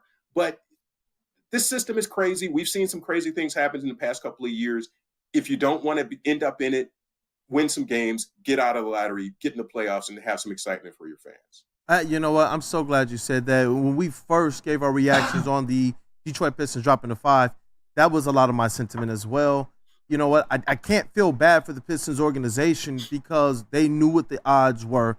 They've been screwed by this process before, and you had a plan to pull yourself, according to their own admission, into a position where you would be competing every night, potentially for a play-in spot. That's what the organization was stating. When you find yourself right back here again, picking 5th in the NBA draft lottery for the 3rd year in a row, you don't really have anyone to blame but yourself at that point in time. The people I feel bad for, the observers and the fans, because they continue to stay engaged, whether they're at the arena or not, they continue to stay engaged. But speaking about this draft, the Pistons fall to 5. It takes a lot of luster. It takes, in my opinion, a lot out of their cupboard as it relates to the types of assets they can have to try and accelerate this rebuild and really bring to fruition some aspect of that hope that KG was asking you about as well. When you look at the players that are available, in my opinion, some of the players I think that should be considered at 5, Dalton Connect, Reed Shepherd, some kind of three-point shooting guards, wing-type players. And when you're talking about going up to 6'9", 6'10", there's some people who believe that Zachary Risachet, and I know we talked about him a couple weeks ago, might fall down to 5. And obviously Matas Buzelis as well, 6'10". I don't know what you want to call him. And Buzelis is who I wanted to focus on because I've seen a lot of conversation about him online, across the social spectrum with Pistons fans and even fans from other places who believe he might be the guy to come to the Pistons. G League Ignite, so he has a little bit of, I guess, NBA experience, but his transition from high school to the G League Ignite, it left a lot to be desired. A player that a lot of people thought, you know what, he's going to be a knockdown three-point shooter, has a little bit of wiggle to his game. All he has to do is get stronger. He got to the G League Ignite, and he got exposed. And shout out to Hoops Hype, Mr. Scotto, for putting out this article as well. And he talked about Matas Buzelis. He believes, and okay, here's the kicker. I'm going to say this, and I'll let you talk. He believes that he might be the Pistons' pick at number 5. One, because of the versatility that he may provide, and 2, he said, quote unquote, it's worth noting Buzelis is represented by Michael Tellum of Excel Sports. Tellum. Pistons Vice President and Chairman Arn Tellum. Matas Buzelis, if that is the pick, Rod, what do you like? What do you don't like about this? And if you professionals want to text me an actual response to read so it doesn't have to come out of your voice, let me know. Rod is thinking. I'm not even thinking. I already know what I want to say. It's like Adam Silver better come up right before the Pistons pick. Like, we have a trade. Just give me that. Give me 4 words. We have a trade. That the Pistons are trading out and trading down. I don't know. Like we've said from jump, there's no way they should be making this pick for themselves. They should be trading this pick. I want to see this pick gone before the draft. I don't care about Bazelis, je n'aime pas Risache, just nobody. So even if from a fan perspective, if you said, hey, give us the number 1 pick, we never get the number 1 pick. You didn't want the number 1 pick in this draft anyway. You wanted it for Cade. You wanted it for Vic, but you don't want it in this year. So that's even why the number 5 pick, I don't care about it even more. Yeah. Because if you he was preaching. It was preaching. They got my guy, man. You know, if we get him back, we'll definitely let him finish that. He's back. You back? There we go. Right. So Dalton Connect is the type of guy that you need, a 6'8", 6'9" knockdown shooter. That's the profile of the guy you need. Do you use the number 5 pick on him? If you do all the measurables and kick the tires and that's your guy, then that's your guy. You take him at 5. But I don't like Bazelis. So let me do it this way too. The G League Ignite and playing in the G League gave a connection. It gave you something to look at American-style basketball or NBA-style basketball to say whether these guys can really make that transition. How would the Pistons have benefited if Sekou or Killian had played in the G League for a year for the Ignite and you got to see what their warts were or what they were really good at and whether that was really transitional to the NBA? We never got that opportunity, but now if we're seeing that with Bazelis and some of these other guys, you gotta believe what you see. You believe what you see, and that's the G League. And you know NBA players are that much better. So you're not taking as much of a gamble on a guy when you can see, hey, if he's not playing well at the G League level, how much harder is it going to be for him at the NBA level? So I think that's something that we've got to kind of look at in this too. I don't like any of these cats. Dalton Connect, you can convince me on, but I don't like any of these cats. Yep. Just trade that pick. Package it with whatever you can. Bring me an all-star. I don't want to break down one single draft prospect because there's warts on all of them. And there's question marks on every single one of them that I don't even want to get into. Trade this pick, man. Let's go. Let's do something different. That's such a perfect segue because shout out to Evan Sittery. He said, in what many league executives consider to be one of the weakest drafts in a decade, expect to see plenty of trade chatter between now and draft night. A lot of teams will prefer moving their picks for veteran players. This is the league now, and it's by all accounts and measures, by the analytics, the 2024 class is viewed around the association as one of the worst in the last 25 years. And we've heard this before, and there's been some gems, but I'm with you. Trade. It's become official now that Brandon Ingram will be on the trade block. Some rumors have come out. That was via Mark Stein, the Stein line. Apparently the Cavs, Hawks, Magic, and Sixers are going to definitely be confirmed suitors for Brandon Ingram. But these are the type of players. Yeah, and the Pistons, they have to be. The Hawks as well. They're another team that's come up in a lot of different trade discussions. So to your point, this might be the year that trading that number 5 pick, trading a top 5 pick will actually net you a lot more as it relates to potential, hope, and the foundation of building anything than any other year that I've seen from the Detroit Pistons. I'm hoping, like you said, that this is a pick, trade the pick type of year for the Pistons. I wouldn't be, though. I think that this is the perfect draft for them to be able to trade back into the bottom of that first round like we've seen them do. But any last words, Rod? No, that's it. We have to do it because that's the way things work in breaking down, well, what about this guy and this guy's film and whatever. Oh, these next couple months are just going to be something unless they just trade this pick. I mean, they have to. They have to. That's it. That is your 2024 NBA draft analysis for the Detroit Pistons. Trade the pick, and that is it. If we have to break down Alex Andre, I'm not even going to call him Alexander. Alex Andre video. Yep. I feel you, Rod. It's going to be a summer, man. It's going to be a summer. I'm trying to tell you. Oh, man. Rod Beard, sports editor-in-chief for the Detroit News. We definitely clap it up. Thank you for giving us your time every single week. Rapid fire segments every single time. We appreciate you, brother. Anytime, guys. Oh, thanks, Rod. Thank you, Rod. Thank you. Rod is perfect, man. Perfect human being. But now more than ever, it's critical for you to have your insurance reviewed. Swiss Insurance will make sure your carrier is not sipping in any extra fees or raising the deductibles or trying to sell you on this 2024 NBA draft. They won't do that. Call Mark at Swiss Insurance today, 313-530-1698, or visit them online, swissins.com, and let them know Woodward Sports sent you. What's up, everybody? Neil Rule, Big D Energy, Woodward Sports Network, home of the Planet Fitness Studios. Let me tell you a little personal story about myself with Planet Fitness. Planet Fitness helped me change my life, and it can do the same for you. The best gym in the gym game. The clean facilities, tons of cardio equipment, tons of weights as well. And look, through all the price increases, inflation, all that hasn't happened at Planet Fitness. Still $1 down, $10 per month, $24.99 a month for the Black Card as well. It's Planet Fitness, everybody, where your fitness is essential. And with the first pick in the 2024 Media Draft, Detroit selects Woodward Sports. Thank you for making us the #1 digital network in Detroit. Drive into summer and drive into savings during Feldman Chevrolet's biggest Memorial Day sale ever. We're stocked with new Chevy cars, trucks, and SUVs, all priced to move. Like this 2024 Silverado for only $217 a month.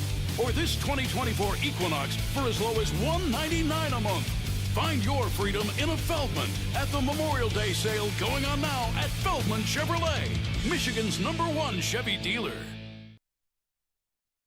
Hey guys, you tired of wearing that same old Detroit sports merch? Yeah, the shirt crusty. See, I'm telling you. Well, let me tell you right now, it is a new era in sports wearables, amazing designs, and the ultimate swag. Go to woodwardsports.com, click on that shop tab. Now, you know Kool-Aid has a couple of these Welcome to Detroit t-shirts in his closet. I don't know why, but that's on him. You know what? The Tigers, they'll pick it up. They'll figure it out soon enough. We got Tigers gear as well. But we also got the Dan Campbell and Brad Holmes election t-shirts, hoodies, hats as well, too. You know you got to get swagged out. That season opener, who knows who we'll be facing? But you know what? You got to come out in style, in Woodward Sports style at that. woodwardsports.com. Click on that shop tab. Let's go. What up, dope people? Welcome back to Wake Up Woodward. We appreciate you guys kicking off the morning with the whole entire crew. All 5 of us are in the building, man. Flannel Sam, the vet of the squad. Detroit's #1 draft pick in the sound booth, KG. What up? What up, though? Ain't nobody. We got Woodward Sports' MVP in the TD booth. That is JBSMOOOOOV. Hey, Matthew Broder. In the Broder chair, that's what we're gonna call MC it. In the Broder. MC Broder. No, this is Maz's chair. Okay. This is Maz's chair. Okay. Maybe we'll get a new setup at some point this summer, or a separate setup. Yeah, no, this is the Maz chair. That is our Lions and Tigers credential beat reporter. Keep sliding like down low. Does great epic work. Matt Broder. Thank you. Hello. It's your boy Brandon Dan K. Detroit Kool-Aid, your credential Pistons reporter. Shout out to Justin as well, 6th man in the building. It's been a great show today. Shout out to Rob Beard for giving us his time. It's awesome all the time. And you know what? I love the fact that he just cuts through the BS and gets right to the T. Speaking of, and before we get into the schedule, I just want to ask you one more Pistons question.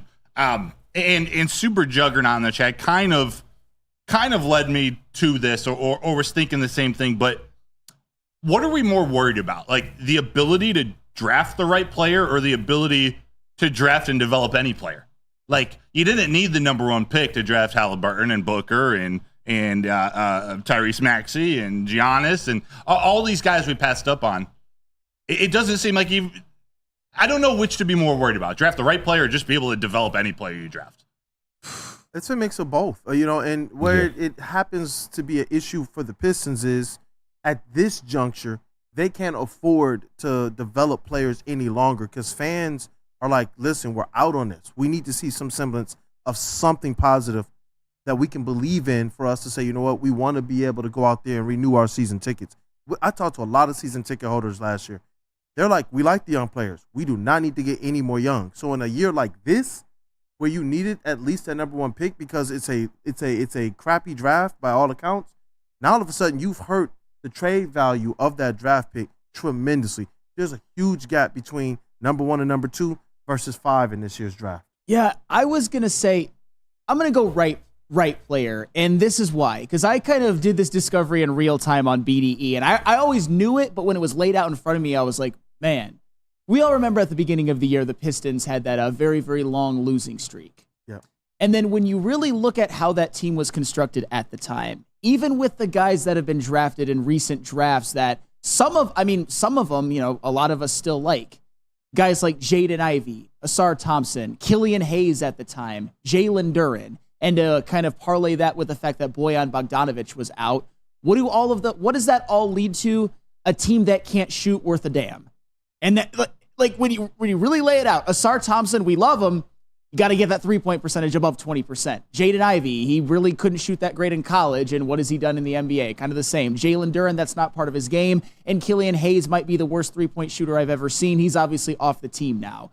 So to me, that was something that was glaring, that maybe they haven't always drafted the right players that fit together. Shout out to Cade Cunningham, though. He actually improved his 3-point percentage, got it to his career high by far, 36%, when his previous career high was 31%. But that's why, and you kind of mentioned it before, if they're going to draft somebody, which they shouldn't, Dalton Knecht is a great 3-point shooter, and he's got size. Reed Shepherd is a really good 3-point shooter. Rob Dillingham, Cody Williams. I don't want somebody like Stephon Castle, for example, who shot like 27% shooting. Trade back and draft. That's, to even more pointedly answer your question, trade back in this draft and draft the right players. They've shown the ability to kind of do that.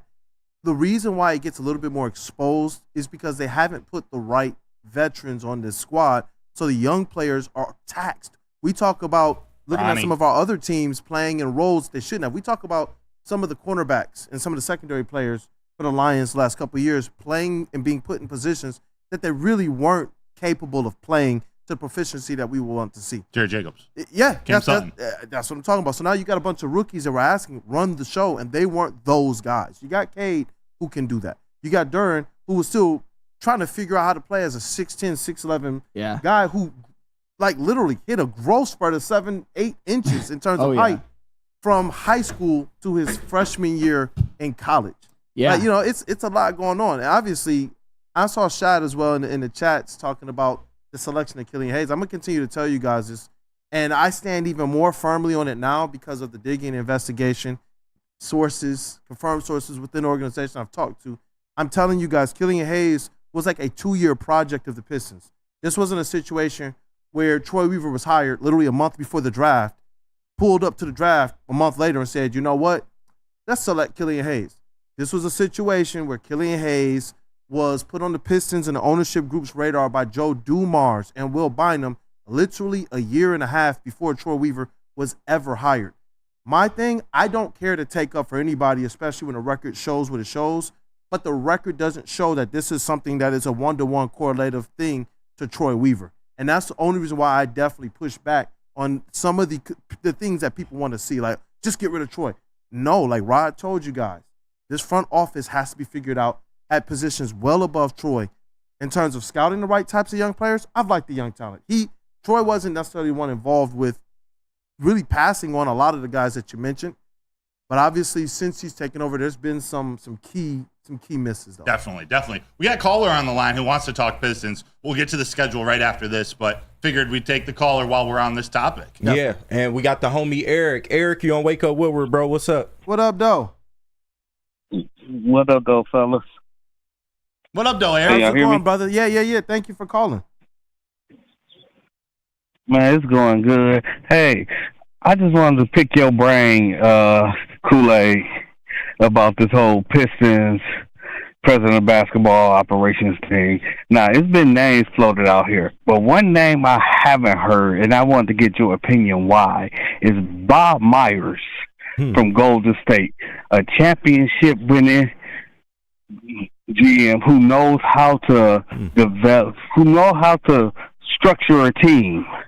It's like I didn't heard all these names. That's the guy I said the Pistons should have targeted from the first point. Now, it might take a lot to get him, but you do what you got to do. You pay Monty all that money to come in, so why not pay a championship guy who knows how to build an organization to bring him in here and see if he can turn this thing around? What's your thoughts on why we haven't heard Bob Myers' name brought up? I think it's just a situation where these teams, they go through, and organizations, they go through search firms. They have people that are going out there and already kind of figuring out which candidates would be more likely to accept something like this, and then they move forward. I don't think that Bob Myers is a individual that they wouldn't want in the organization. I just believe that Bob Myers is a guy who doesn't want to be in the Pistons organization. Money can buy some people. It definitely can. Mm-hmm. But for a guy like Bob Myers, I don't believe that is what he's in this thing for. And Also, right now, you got a reputation. You got to protect that. Like we see Tim Connolly effectively saying, you know what? I might interview with the Pistons, but the word on the street is that he's not going to take that job. Bob Myers would probably be another individual, like Rod Beers said as well. With the Miami Heat, you're looking at Riley. These are people that are not going to leave the current positions they have to be able to come to the Detroit Pistons. And Kool-Aid, but Bob Myers, he's an analyst on ESPN right now. But that's why I was saying, like, you try to lure him and see, and you just give him complete control. Because if he come in here, he has the final say on everything.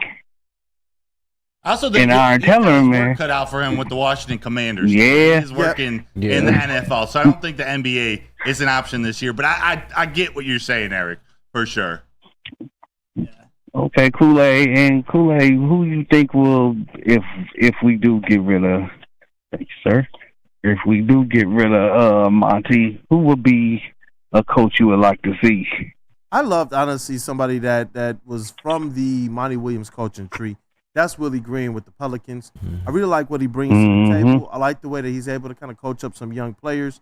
I like the structure that he brings. I like the platform and the position he puts young players in to succeed. With the Pistons right now, you look at the young makeup they have, this roster is not necessarily going to get better in that regard. It's going to get younger before it gets older. And even if they bring in 2 or 3 solid vets, you're still going to need these players to be coached up the right way. Otherwise, your future, this long-term success that we see like the Lions building up for, it's not going to be there. You're going to have this flash in the pan, one playoff year, and then you're out, like under SVG. One playoff year, and then you're out, like with Dwayne Casey. So I personally really, really, really like Willie Green as somebody that I believe we would be able to go out there and potentially woo, especially with the Pelicans looking to break things down. But we appreciate you, Eric. Yeah, we appreciate the call, bro. Thank you, brother, for calling in. I'm learning. You're teaching me like what to look out for. As I know the Pistons are struggling, but we got to find some way out of this. And at least you're giving us Kool-Aid. You're giving us something to work with there. So yeah, hey, with Rod and the questions from Eric, it's solid. But we got for just 7-8 minutes. We got to talk about the schedule because I heard even in the chat. And I've seen some things on Twitter or whatnot, but there is a rumor going around that it might be Rams at Lions Sunday Night Football Week 1. Ooh. Actually, let's just start. Thoughts on that? We kind of touched on that in the first segment, but welcoming Matty Staffy home for the first game of the season Sunday night at Ford Field. And let's wear the black jerseys. Bury his ass. Yeah. It's a funeral, right? His ass. It's a funeral. I'm done with it. Y'all already know how I feel about this, but I'm with that too. Let's get the Stafford BS drama out the way. Let's make sure we handle that and then focus on what really matters, and that's going to get that number 1 seed. You know what, Mr. Smile at warm welcome. Yeah, look, Mr. Smile at nobody, right? Are you going to cheer at all during the tribute video? No. We've done all that. It was nice to see him come back to Ford Field in the playoff game. Like, I'm over that. The sentiments is over. It's been almost 3 years since that trade now. He's got his Super Bowl. He's off happy. We're trying to get to something we've never had before. So I'm done with the theatrics. I'm done with all that. I'm focused on winning and getting the number 1 seed so we can have home field in the playoffs. That is my only focus as a Lions fan right now. It's funny because a game like that, a home game against the Rams, that's the type of game that if you do lose, it could hurt your chances to get the number 1 seed. Yes. You're going to be favorites, and that's kind of how you got to look at it, as just quarterback whoever is potentially in the way of some of our goals and dreams. Obviously, the ultimate win was the playoff win, but the Lions didn't ultimately get to the mountaintop, and this is a year where we think that they can. So win your home games, beat the Rams, beat Matthew Stafford, and not think twice about it being Matthew Stafford. Yeah, and you know what? And this will sit even a little bit better for me when I see where the Bears and at the Packers are on the Detroit Lions schedule. I'm hoping that the Vikings are at Vikings is like that last game on the schedule, so we're not going up to the frozen tundra. late in the season, so we're not going to Chicago late in the season when it's cold. When we talk about the fact that the Lions might lock up the division late in the season. Mm-hmm. I don't really want those games outdoors. So listen, bury Matthew Stafford, but I'm really hoping at Bears, at Packers is sometime in more golf weather. I want the NFC North clinched at home this year. Like Yes. whatever game it is, we want to clinch at home. Let me run through some of these other schedule leaks. I'm going to tell you about these international games. I want your opinion on them, but there's something before I get that opinion. I want to tell you what I think it's good news for the Detroit Lions, but some of the leaks. Week 2, Thursday Night Football, Bills at Dolphins. Sunday, Browns at Jaguars. Colts at Packers. Bengals at Chiefs at 4:25. Joe Burrow heads out to, what do people call it?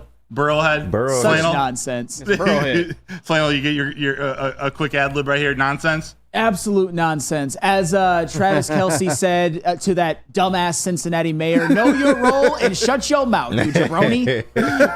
So we had week 1, it was Friday night, Sao Paulo, Brazil, Packers at Eagles. Week 5 in London, the Jets at the Minnesota Vikings. Week 6 in London, the Jaguars and the Bears. I love it. Week 7, Sunday in the USA, Chiefs at 49ers. So there's your rematch of the Super Bowl. That same week, week 7, the Patriots at the Jaguars in London also. And I believe this is the last international game, week 10 in Germany, Giants at Panthers. Ugh. Oh, yeah. That's just gross. Ugh. Hey, we're trying to grow the sport in Germany, aren't we? The Germans are going to be like, I'm going to stick to Bundesliga after watching that mess. The Bundesliga. That's the league I played in, the Bundesliga 1, the baseball league. Let's go. But it's also their football league. Week 13, Thanksgiving week. We don't know who the Lions are playing. We don't know who the Cowboys are playing at 4:30. And we don't know who that 8:20 game is. Week 16, Sunday, Jaguars at Raiders. And then the one of the 2 Christmas Day games already announced or leaked. Chiefs at Steelers. Pittsburgh on hopefully there's some snow. Yeah. Is it still Heinz Field? I don't think so. It's, They changed it. Yeah. That's I a can't shame. remember what Lumen Field, I believe. That's Lumen. stupid. That's stupid. But, okay, so I just went through the leaks. International schedule is kind of lame. But the Lions don't have an international schedule this year. They also have 9 home games this year. Wow. So the assumption is next year they are going to have an international game. That's what I would think. And because they have 9 away games, it would be one of their away games. So I take that as good news for the Lions. They don't have to give up a home game. Yeah. With 8 home games in a season, they don't have to give one of those for an international game. So I think this all bodes well for the Lions. They got to go to Germany because Amon-Ra St. Brown and their new marketing partnership in Germany. So I just threw a lot at you.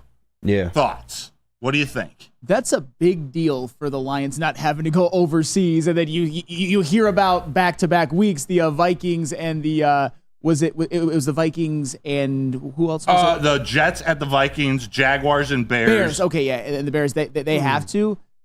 Those are tough road trips. Those are road trips where there might be a little bit of a hangover when they come back home. A little bit of jet lag. Yeah, so one loss, if either of those teams lose, one loss can turn into 2, and the Lions getting 9 home games. I mean, it's all set up. Yeah. It's all set up for that 1 seed. You couldn't ask for anything more. You don't have to go overseas. You have to play 9 games at home. I mean, come on. We should be 9 times getting a chance to go to Ford Field 9 times. Yep. Oh, it's going to be a party. Yeah. That's gonna be awesome. Electric. Let me ask y'all something. Do y'all think that the Lions could possibly play on Christmas? I think that Christmas game might be lining up for the Lions to have one of those games. Sure. Against a division opponent? I'd say there's a chance. And I don't know this from anywhere. I would think that they don't give the Lions Christmas Day because the Lions have Thanksgiving. It's true, but that's a whole another month, though. Yeah, I know. Not in terms of like rest and whatnot, but just putting the Lions on a holiday national stage again, or from a personal level, making the same team, share 2 holidays with the NFL and avoiding their families and whatnot. Probably let the Lions take Christmas off. It's a Wednesday. Oh, a Wednesday. I don't like, but Wednesday football. Yeah, what do we have? 1 minute left. I don't like all these. Like Tuesday's the only day of the week this season that won't have an NFL game. That's wild. I don't like it. Part of what that week is like real short, man. Part of the excitement for me in NFL football, it's you have your games on Sunday, you have 1 game Monday night, and I guess now recently you have a game on Thursday. Now we got 2 on Monday, you got Thursday, Friday, Saturday, Sunday, Wednesday. I don't like it. Yeah, it's a bit much. It's certainly nice to be able to watch a football game any day of the week, but at the same time, I don't know about you guys, but by the end of last season, by the time the Super Bowl was over, I'm like, enough. I need to get away from football, at least like watching it every single week for a while. And maybe that's part of the fatigue. Maybe part of the fatigue is I can go home on a Monday night and watch a game, Thursday night and watch a game. There's not that anticipation. I remember when Monday Night Football used to be a huge deal, and now it's just kind of not as much because you could watch it other nights now. Yeah, well, some of these games you actually might not be able to watch if you don't have the correct streaming services. That is true. Because Amazon has the Thursday night games. Then, as of recently, which I just read, Netflix is actually finalizing a deal with the NFL to have the Christmas games on their streaming service. So, a lot of these platforms, you might not be able to see these games. So, you might just be stuck with your Thursday or Monday or Sunday night games. That's funny because I saw a tweet by Dov Kleiman that said that it might cost you around $800 to watch every NFL game this year. That is ridiculous. I saw like almost 6 streaming services potentially could be what you have to subscribe to be able to watch a full season of NFL football. It's nuts. That's crazy. That is wild. All right, you said we got one on the Eduardo on the line. Eduardo.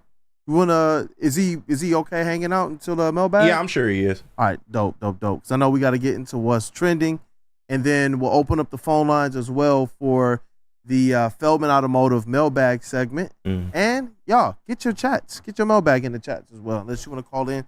That number is 313-552-6322. Again, the call-in number 313-552-6322.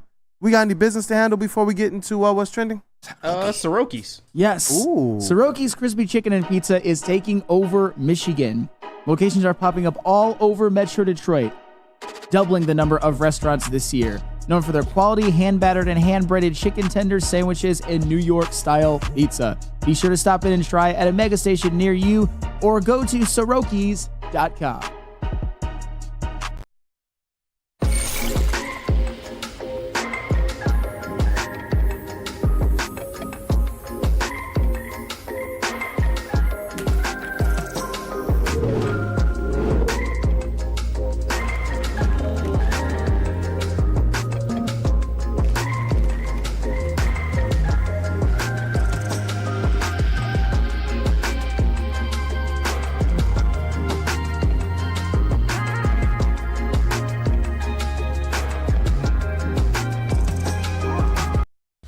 Game is won in the trenches, and our big fellas don't mess around. The Woodward Heavyweights on Woodward Sports. Braylon Edwards here, Premier Pet Supply. Man, just looking around, who's got it better than pets?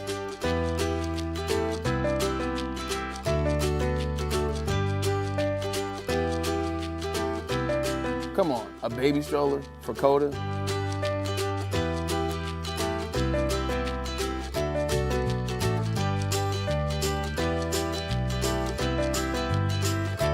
A chef for Lola, really? You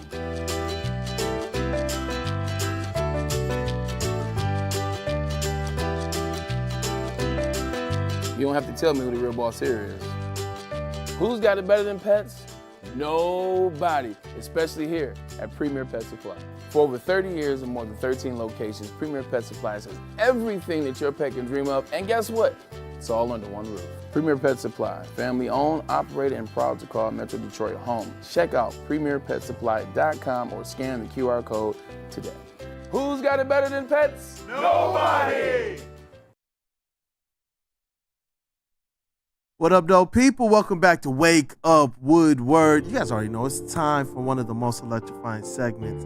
I'm so glad that each of the segments, they continue to get upgrades. They continue to, man. Chat family, as always, you guys are the most important part of this platform. So go ahead and smash that like button to support the Woo crew. The whole 5 in the building, plus our 6-man in Justin. But you know what? Let's get things teed up, man. Smash that like button for what's trending with JBSMOOOOOOV. Smash it. And now it's time for the most electrifying segment on the internet. Bum, bum, bum. It's What's Trending with JB. Live on Wake Up Woodward. Jay Bizzle. Oh, what's up, fellas? That's electric. I try. Broder, I got a question for you, man. Hit me, JB. I know you're a professional athlete. Now, back in your day, did you ever think that, hey, you know what? I want to be a football player. I did. I did. I used to play football. Or I wanted to be a basketball player, something along those lines. Athletes always want to cross over into sports, but I don't think this sport is for you guys. Oh, boy.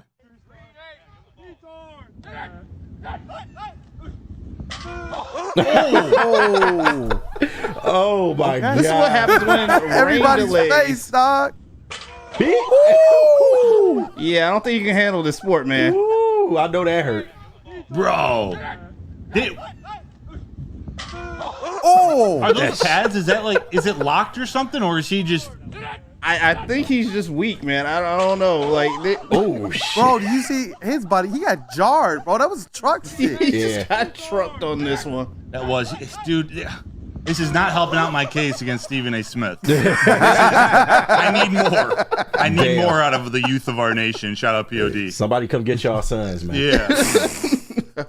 I just had to play that one because I was like, I know athletes want to, cross over and be in different sports, but maybe that's not a sport for him. I'm seeing in the chat a lot of that they're going the wrong way. That might make sense. Oh yeah, that might make sense. Well, which makes it even more foolish because you're gonna injure your shoulder and be out for the season by doing rain delay tomfoolery for no reason. Now you know that his teammates probably set him up too, though. Oh, but if you're his teammate, do you want your brother out for the season?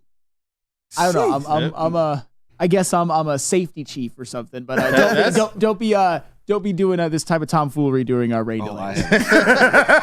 That's true as well too. But so you wouldn't send Javi Baez into that? Oh yeah, please.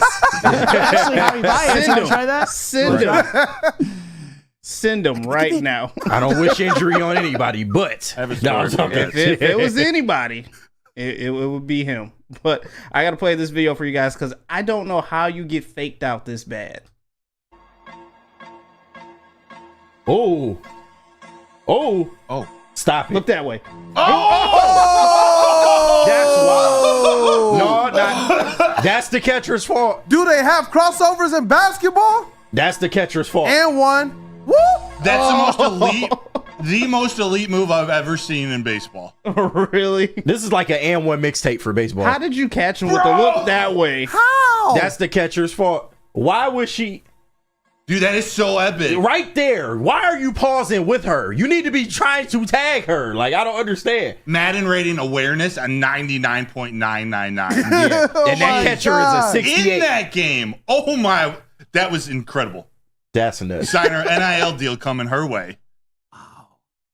And one for baseball. It's like that Dave Chappelle skit. Yep. And one tape for any sport. And one tape for any sport.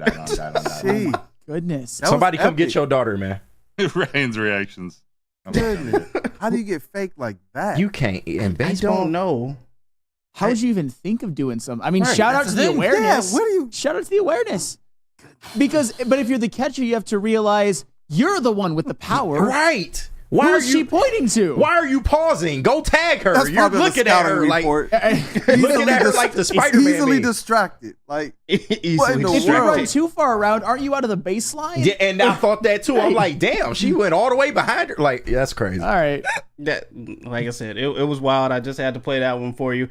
And lastly, I got to show you guys this because last night, Caitlin Clark made her WNBA debut in the regular season. Broder is Had all 20 smiles. points. Oh yeah, Broder is all smiles because he knows what's coming up next. That's but, a boo thing. I know.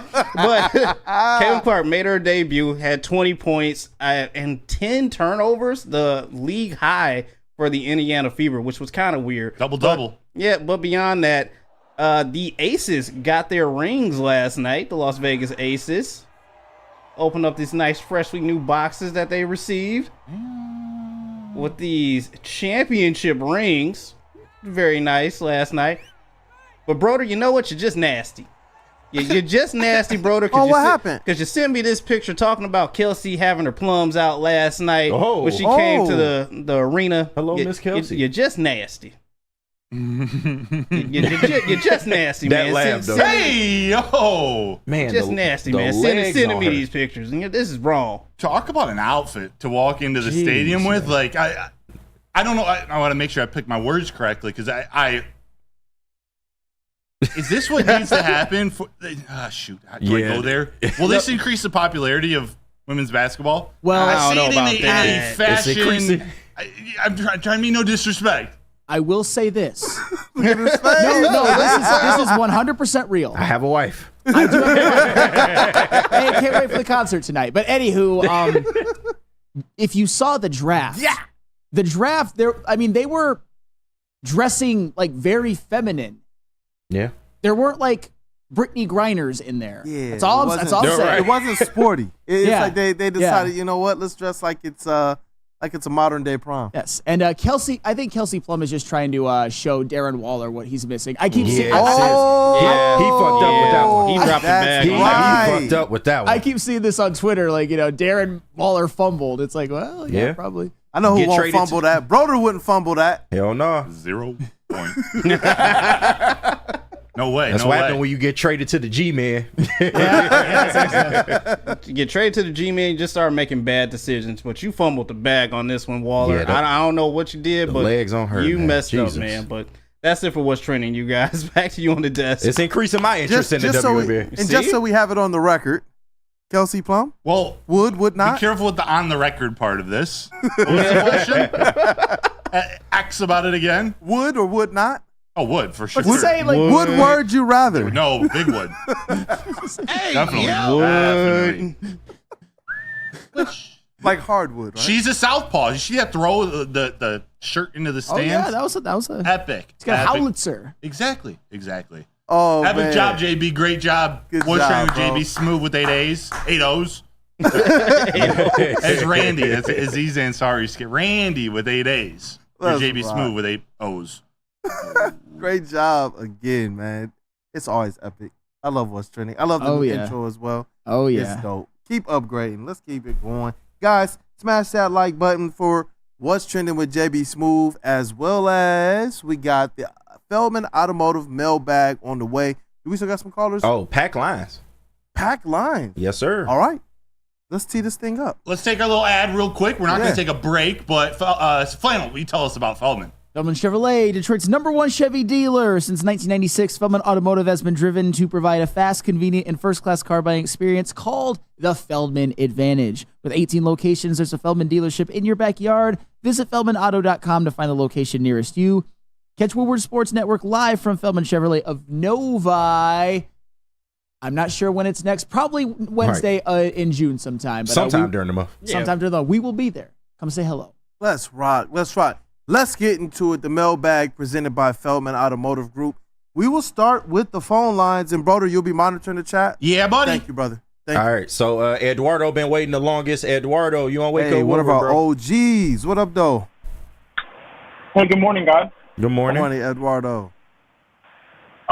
So I don't want to come out here and leak anything or spoil anything for you guys, but the Detroit Sports Podcast, the doc, he has a page up on his website, tracking a bunch of rumors.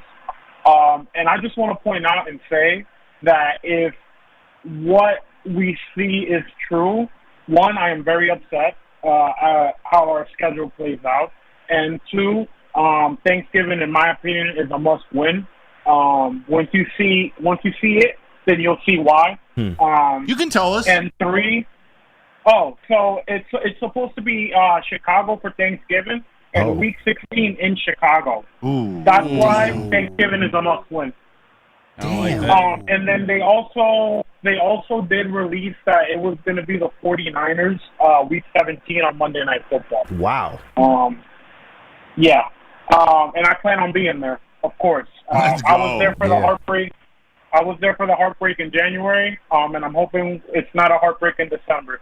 Anyways, that is all. I hope you guys have a great rest of your day in Kool-Aid. I'm sorry to burst the bubbles, man. We got to go to Chicago late, unfortunately. Damn. And then the Niners, Week 17, that could be for seeding purposes, man. You know what? That's tough, man. Big boy schedule for a big boy team. Yeah. Good point. This is what it is. That's tough. What do you guys think of that? Bears at the Lions on Thanksgiving and then having to go to Soldier Field? It would be Thanksgiving's week 13, so 3 weeks later. It's tough. I think Eduardo is well, at the same time, though, I actually think every home division game is a pseudo must win. It's just with the Bears, the Bears are one that you kind of want to vanquish and don't let hang around because basically last Thanksgiving, what the Lions kind of did on Thanksgiving was give the Packers some life. And I feel like the Bears, they would have a chance of having kind of a similar season trajectory as Caleb Williams goes through some growing pains and maybe figures it out more at the end. That is definitely, I would say, it's hard to call a Thanksgiving game already a must-win. When Eduardo brought it up, I'm like, I don't know about that, but he's right. They could have a rough start to their season, and that's all you can really hope for is that they have a rough, bumpy season before they get to us. 100%. Yeah, and don't give them any life. Yes, what I'm hoping for is that the Detroit Lions are in a position now to run so many different schemes and have the ability to switch those schemes on the fly and know that your personnel across the board that's on the field is adaptable and can play within those schemes. When you look at these quarterbacks, especially some of the young guns that are entering the league, they're doing the thing, man. You look at guys like Herbert, they're doing the thing right now. Last year, what the Lions couldn't do really is switch up their schemes in game. Mm-hmm. Did they switch to a completely different scheme halfway through the season and just stuck with that? Yes. But with all of the secondary upgrades and additions, what they've done on that defensive line, but how great the linebacker core is going to be this year, I'm hoping that players like Caleb Williams, players like Jordan Love, who had a great second half of the season, that the Lions are able to put them in effectively quarterback hell. Be able to switch up and design and disguise all types of blitzes, zones, mans, whatever that they want to do. And they have the ability to do that, in my opinion. They've got better personnel. And as long as they're healthy, knock on wood, they're going to be able to play man and not have to. They're not going to have to blitz safeties, I don't think, as often because you're going to be able to get more pressure up front. Definitely. 2 quick questions before we get back to the phone lines from mailbag from the chat. Ryan's reaction. Sam, what's Goff's average season-ending QB rank average for his career per PFF? Do you know? Oh, I actually don't know that.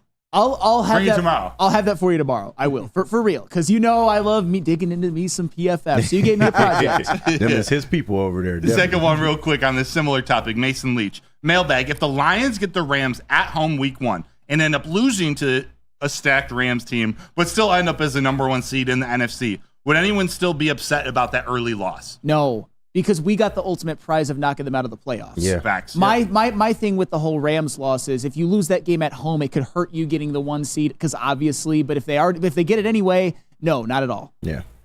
Hey, G, we got someone on the phone. We do. We got a couple more callers. Let's take one. The homie Johnny on the line. Johnny, you are on Wake Up Woodward, bro. What's up? Hey, first of all, I appreciate what y'all do because I'm born and raised in North Carolina, but I'm a diehard Detroit fan, so I don't get in the news down this way. Damn right, man. Oh, yeah, Johnny. Thanks for calling, man. Eduardo stole all my thunder because I was going to say the same thing he was going to say with the schedule. I was on Lions Royalty on Twitter, and they pretty much leaked the whole schedule. I mean, well tell us we got Tampa week 2. Yeah, tell us what you think about that, if it's true. Man, well, first of all, Stafford comes in here fucking like damn right, man. Straight up.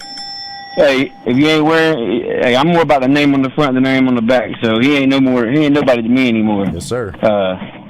My son still roots for him because he grew up with him, but I can't do it. No more Stafford. I don't care what he does anymore. He got what he wanted, and that's that. But I don't like the Chicago back-to-back like y'all were just talking about because the windy stadium they got there late in the year. I mean, that late in the year because you don't have Chicago Thanksgiving followed by Green Bay at home, then Buffalo at home, and then back and go to Chicago. That seems like a little rough stretch.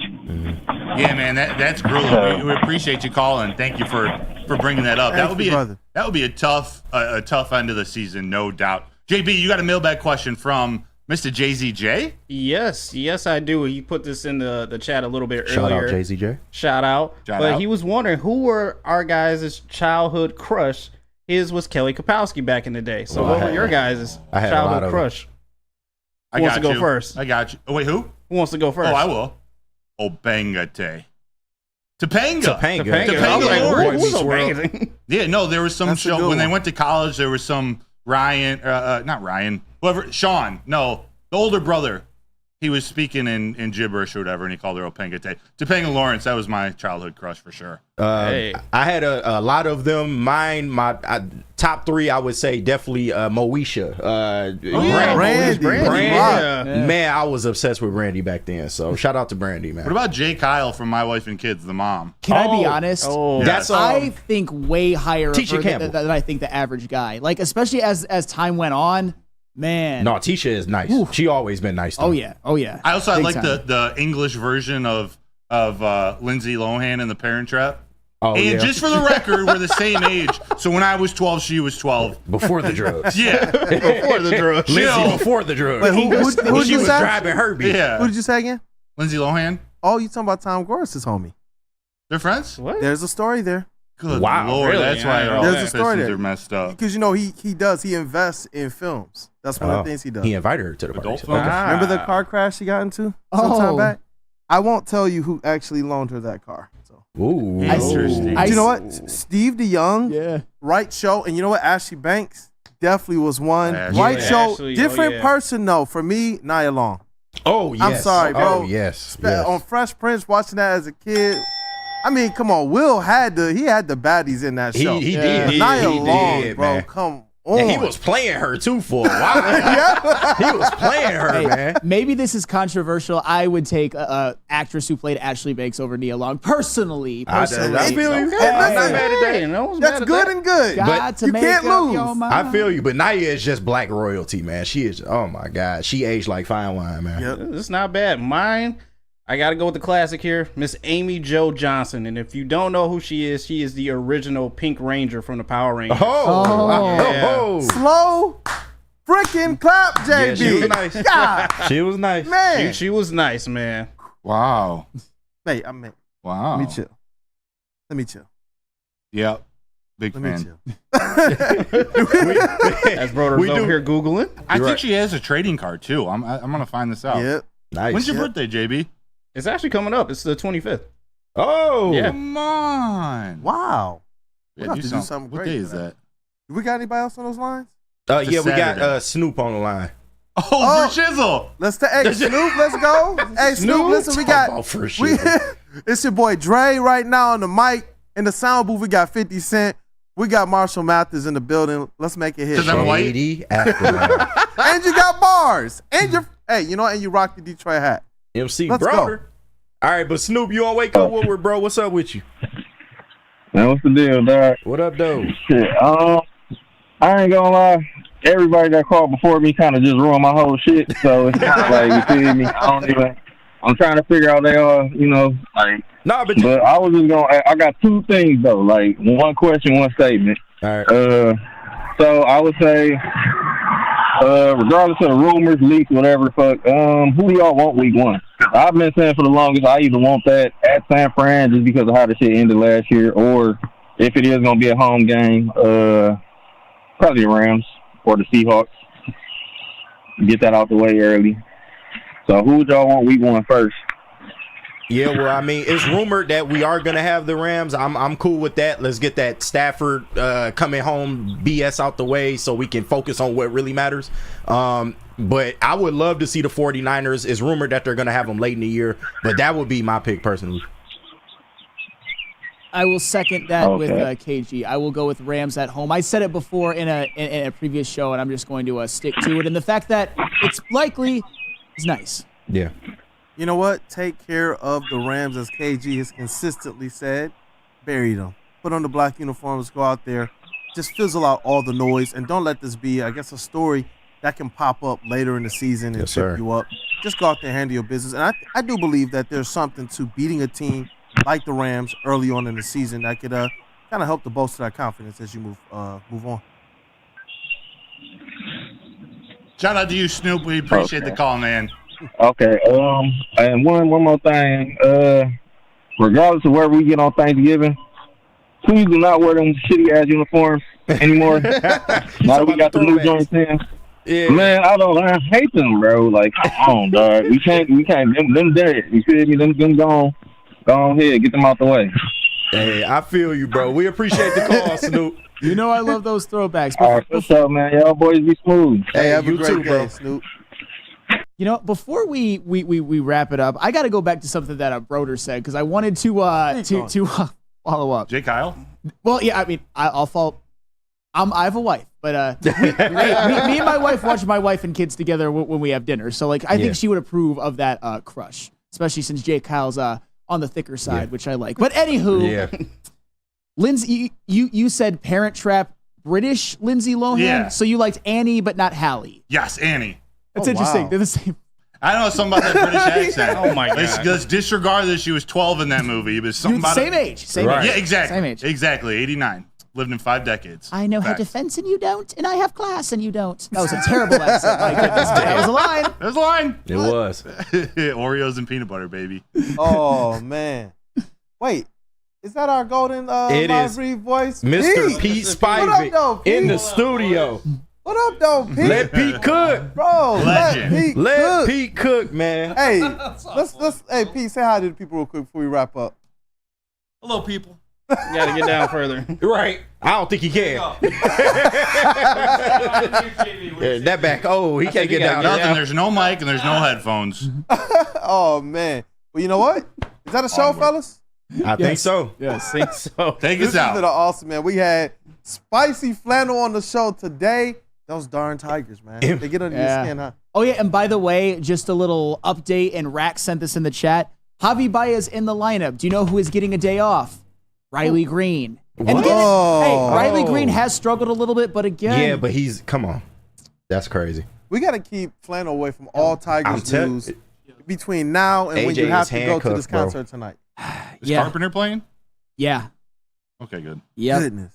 That's I think everybody that you want in the lineup is in except for Riley Green. Yeah, you can't have that. Well, pencil in that L. No, I'm kidding. Oh, happy birthday, AJ Hinch. It's AJ. Oh yeah, it is AJ Hinch's birthday. For your birthday, bench Javi. Give us a present, bench Javi. Give yourself a gift. I mean, it's handcuffed, Bench man. Javi Baez. All right, take us out of here, Kool-Aid. Let's rock, man. Hey, shout out to Pete, man. Big Pete. TD of Armani and Edwards with Maz. Just an overall good person. Let Pete cook. Shout out to our 6th man in the building as well, Justin. Doing a lot of good work for the network, for our show, for other shows, for socials. Thank you so much, Justin. But you know what? We got the starting 5 in the building. I'll start with the vet of the squad. That is Flannel. El Flannel. Had the heat today. Say Anything will carry me through my Tigers' woes. They're going to put on a hell of a show. One of my favorite albums as a teenager. I'm excited, man. You know, I'm really happy to see you. You were so down to start the show. I was. Let's rock. Shout out to our elite booth. We got in the sound booth, Detroit's #1 draft pick. That is KG at Nobody. Thank you, man. Excited to get this schedule, man, but it's going to be a good rest of the week of content, man. Let's get it. And you know what? I found out what mixture makes Spicy KG. Matthew Stafford. Yeah. And I was a Stafford supporter for many years. It's done now. That's it. It's over. That's it. It's over. Shout out to Woodward Sports MVP in the TD booth. That is JBSMOOOOOOV. Hey, what's up, fellas? Excited for the schedule release. Like KG said, it don't matter who's on the schedule. First off, we're gonna take them out. But if it's the Rams, hey, Matthew Stafford, you got to be the first victim. I'm sorry. Let's rock. Let's rock. Hey, our Lions and Tigers credential beat reporter and writer. That is Matthew Broder. MC Broder. Hey, MC Bro. Have a great Wednesday, everybody. We'll see you tomorrow morning. Let's go. And it's your boy Brandon Dan K, Detroit Kool-Aid, your credential Detroit Pistons reporter and writer. We appreciate you guys as always for rocking with the Woo crew.